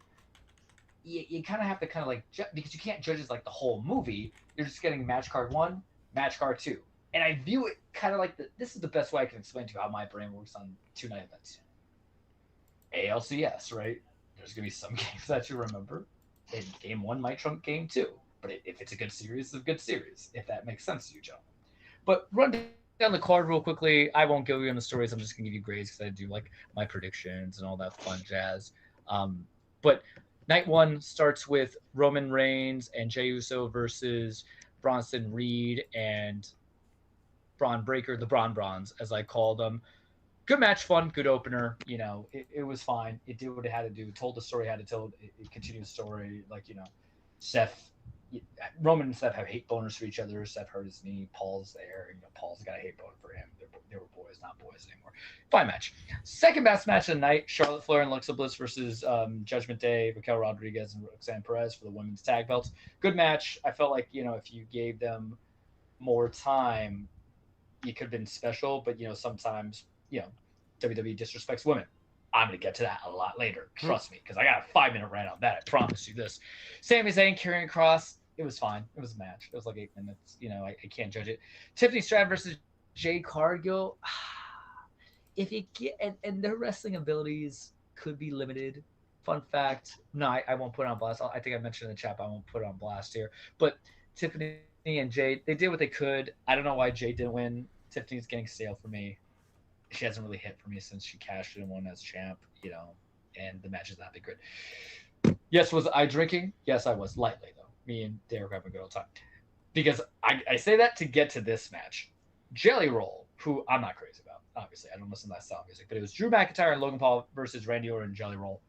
I cannot recall a match that I talked the entire duration because of how like apathetic towards a match I was. And SummerSlam is like the big four where they have to have like a celebrity in there. But I don't. It's not like Bad Bunny, and maybe it's because of who I am, right? But Nito's in there. Y'all know I'm hyped for him. His match with Damian Priest was excellent, right? At Backlash, his match with Priest against John Morrison and The Miz was fantastic, and he had a cool little spot in the Royal Rumble a couple years back. It's fine. Jelly rolling for me, man. Yeah, I can give you this whole diatribe of why I'm not crazy about modern day pop country musicians because I realize people are not gravitating towards them, but like that's another day, no dollar. I talked throughout the entire match, and I said, "Wow, this match was shit," and I'm not even gonna count that as a curse word because that's the truth. That's the gospel. Jelly Roll took the pin. He dropped a lot of weight, and he's a big fan. That's fantastic. But if I got in the ring, you're not gonna be interested in me wrestling either, right? That's kind of the vibe. Like, he understands it, and I'm not gonna hate on guys who like the sport of it. That's just how I felt about it. I talked throughout the entire match. It was trash. Then we get to the match that I was like, all right, there's going to be hope. CM Punk versus Gunther went 30 minutes. And I told you guys. And that was the reason why I was like, I can't go hard because I got to remember this match, right? It was my kind of match. It was hard-hitting. It was methodical. It was good storytelling. It was two guys who didn't have like this whole like, Punk, you left for like 10 years and now you're back. It was like Gunther saying he's the best in the world. And the Punk saying, no, I'm the best in the world. And Punk won. I didn't like it because I like Gunther. Punk's earned my appreciation. But the finishing sequence was so good. And then Punk's in there. He's like, all right, got this going. I won my belt. I came back from there. And then Seth, who had been faking or injury, a ruse of the century, which Tony hated. But sorry, Tony, I'll tell you. Comes in and cashes on Punk. And now Seth is once again your world heavyweight champion. That's going to continue that feud. Night one, very soft, very weak. But it had, like, I think the second or third best match of the entire two-card event on there with Punk and Gunther. And I like the women's tag match. Then we get into night two. And I thought night two was just firing on all cylinders. It was Charles when he was on that sad boy music when we're playing Splatoon, and I was just good. You know what I mean? Like, it was surgical for me. Women's triple threat was fantastic. Naomi gets a roll-up win on Rhea after she hits Io with her finisher. There was a six-team tables, ladders, and chairs match for WWE Championship for the Wyatts, Six, Rey Fenix Andrade, Fraxium, mostly Machine Guns, Sabin, and Alex Shelley. They haven't been used that much, but like they're doing fine. DIY and the Street Profits. I didn't care who won. It was just that good. They were spots. I would tell you to watch that match. Like it was just. I would tell you to watch Gunther Punk too, but it was just so good. It was so enjoyable. It was fun. I loved. And this was the match I was kind of like, this might have been the second best match of the two events. Becky versus Lyra, because the storytelling they had. It was for the Women's Intercontinental Championship. That's right. They have mid-card titles for women's now because I don't think Andrew was around at the time they introduced them, and I never really talked about it. It was no DQ, no count-out, last chance match. The story that they were telling is that Lyra was like zip-tied for like 10, 12 minutes, and they were telling a story in that ring of how she kind of like survived and was like the Iron Woman, even though she was zip-tied and she got the zip ties off, but then Bayley came in, knocked her out by accident, and Becky retains. And I think that's going to elevate Lyra a little bit to get onto a couple of main event challenges, but I thought it was damn good. And some people were like not saying it was as great as I was, and I'm like, did we watch the same match? Because I was super sober in my hotel room as I'm on a Discord chat, but that was great. Solo Sikoa, Jacob Fatu, it was a match. It was cage match, was fine. Dominic Mysterio versus AJ Styles. There's still more juice in that fruit, and they should continue that at Clash of Paris.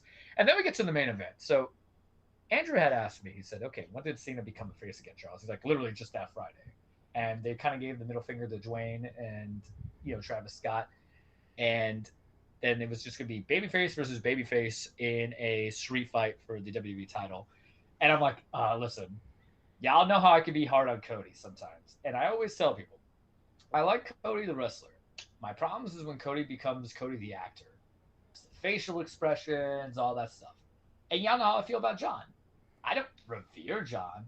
I don't love John. I appreciate John because I left wrestling partially because of John all those years ago because of how Vince overdid him and Randy.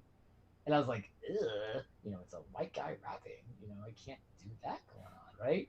Because I was literally his character for a period of time.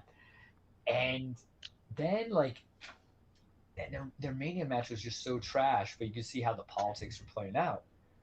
And then they proceeded to give me what might be the the best match, not just of that card, but I really got to rewatch that triple threat match between Roman, Punk, and Rollins, sober, to decide if they give you the best match of WWE for the year. Because remember, I don't do I say top 10 at AEW, top 10 WWE.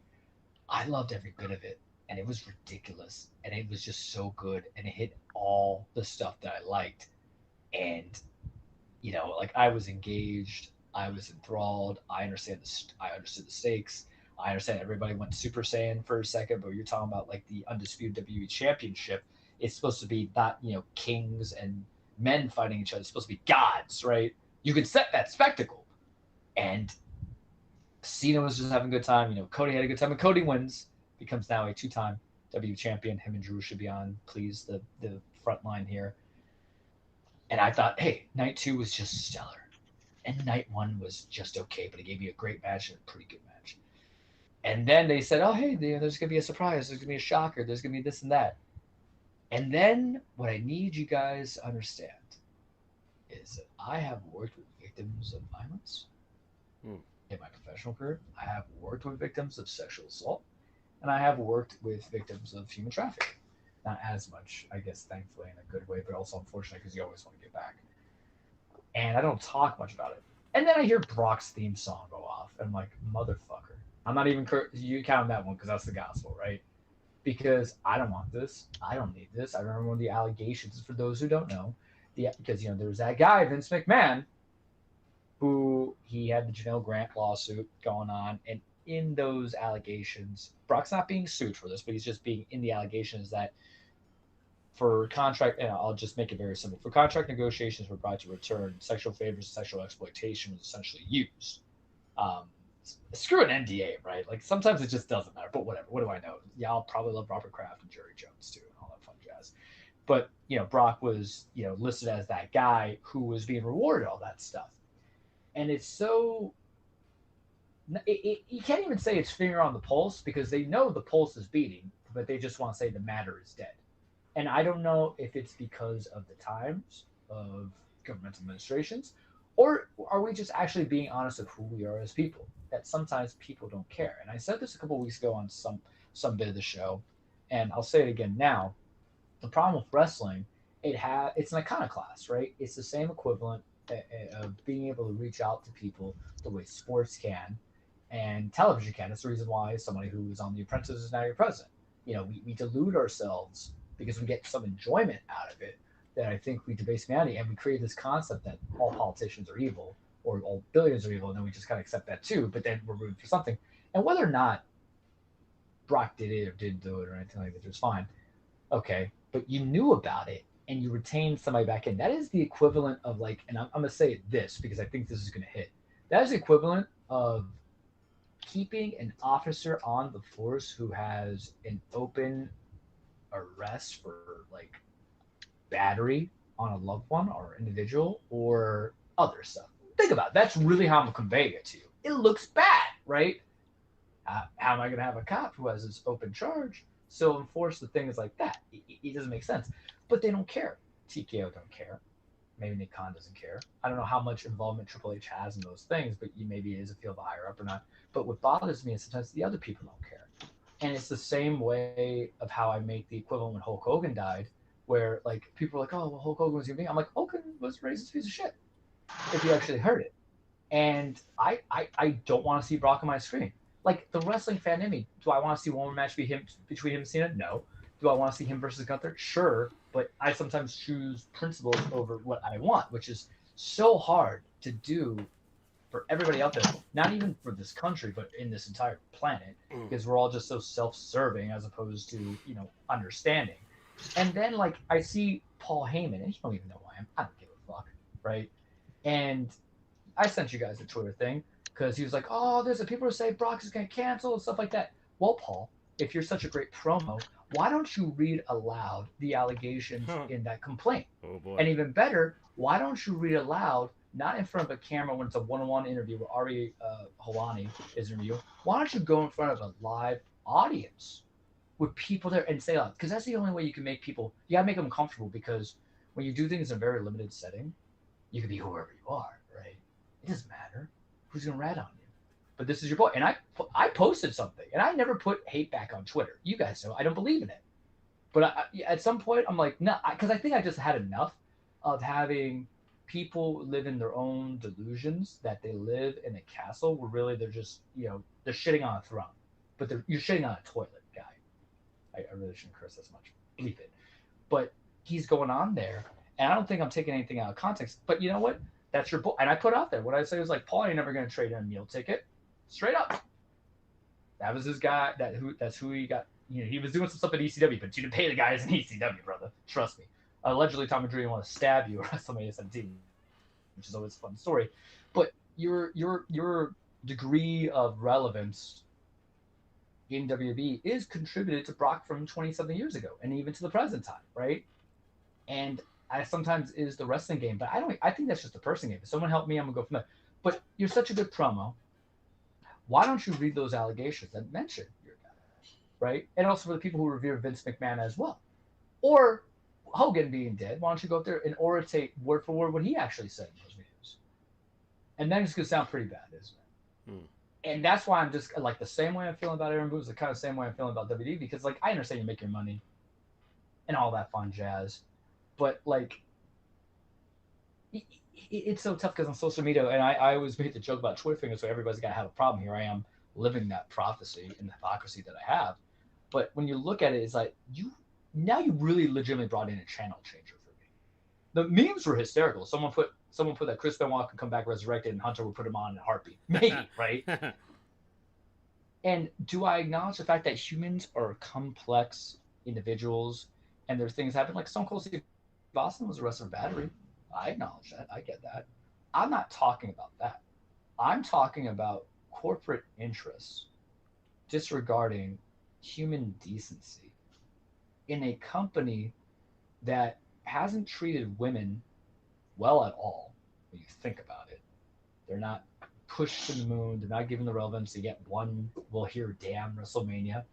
And where 20 years ago you had bra and panties matches and Vince McMahon had to have an on-screen lover with half the other people, and that, and the thing is, the fandom just grow with it because it's what we know. That's the problem with us as a culture, is that if it was okay with us 20 years ago, it still should be okay now, which isn't necessarily true, right? And corporate consumerism is just going to be about saying, well, you know what, though, but like I need to make money, and this person, despite these things they're alleged on, let's bring on. Like, get the lawsuit settled, sure, right? And that's the businessman in me. The lawsuit's not settled. Nothing's settled going from there. And look, I hate Vince. You guys just know. You thought I was having a field day when Hogan was that man. I'm coming at it. But it's the same. It's almost like the minor. It's stronger than when, I read the Kraft arrest. I did, right? And clearly, he was taking part in human trafficking. Whether or not you want to call it like that because you're so used to the concept of what human trafficking is, like, oh, okay, someone just steals you out of the airport, go from there. Go and get pleasure at a pleasure house, whether or not you know about it or not, what you do. It's, come on, man. Like, emotion is suppressed, but thankfully I'm not arguing as a prosecutor, defense attorney. Like, common sense, right? But I feel like you shouldn't have to feel bad for other people in a job you don't work with, but imagine if you're a woman or somebody who doesn't stand for those principles and you have to work on the atmosphere and they're just saying, hey, whatever discrepancies that person has as a human being, they make money, and that's what matters most. Because you legitimately did that 6 months ago with Hogan when he came onto Netflix. You took someone else's TV time so he could promote Real American Beer, which is awful, which you have a roster comprised of not just Black, African-American, or, the other minorities or ethnic groups there. I always kind of say minorities, right? Because, as the world goes on, white people really become a minority. It makes some people uncomfortable. But you've done it twice in 1 year in the span of 7 months where we're really saying we just don't give a flying fuck, and it's just about the money.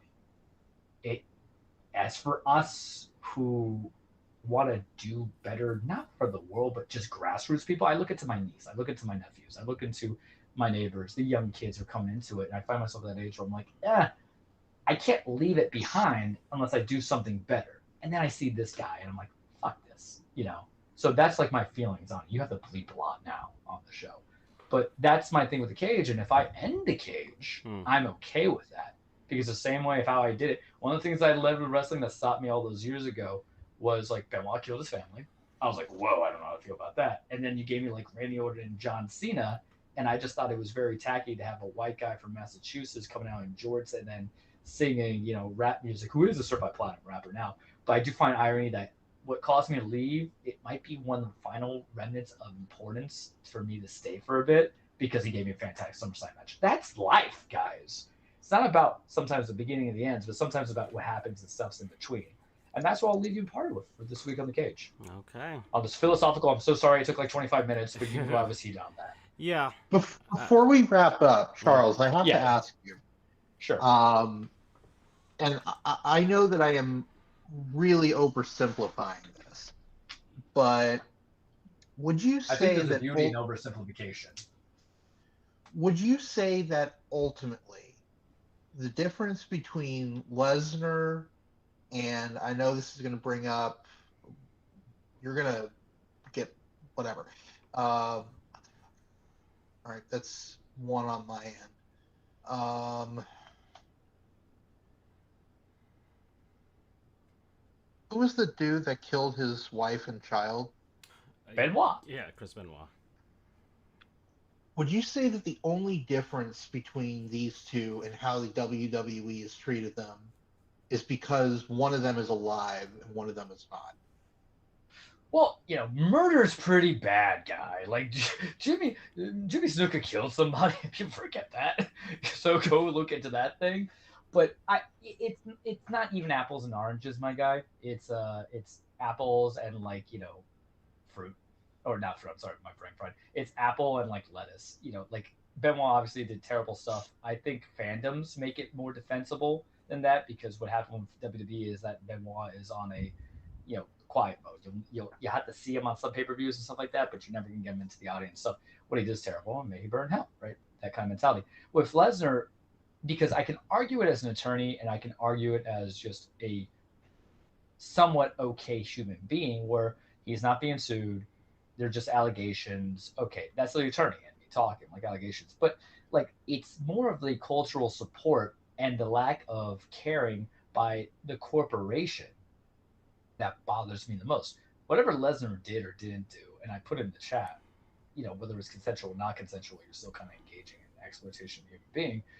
But with the situation of my issue is with TKO.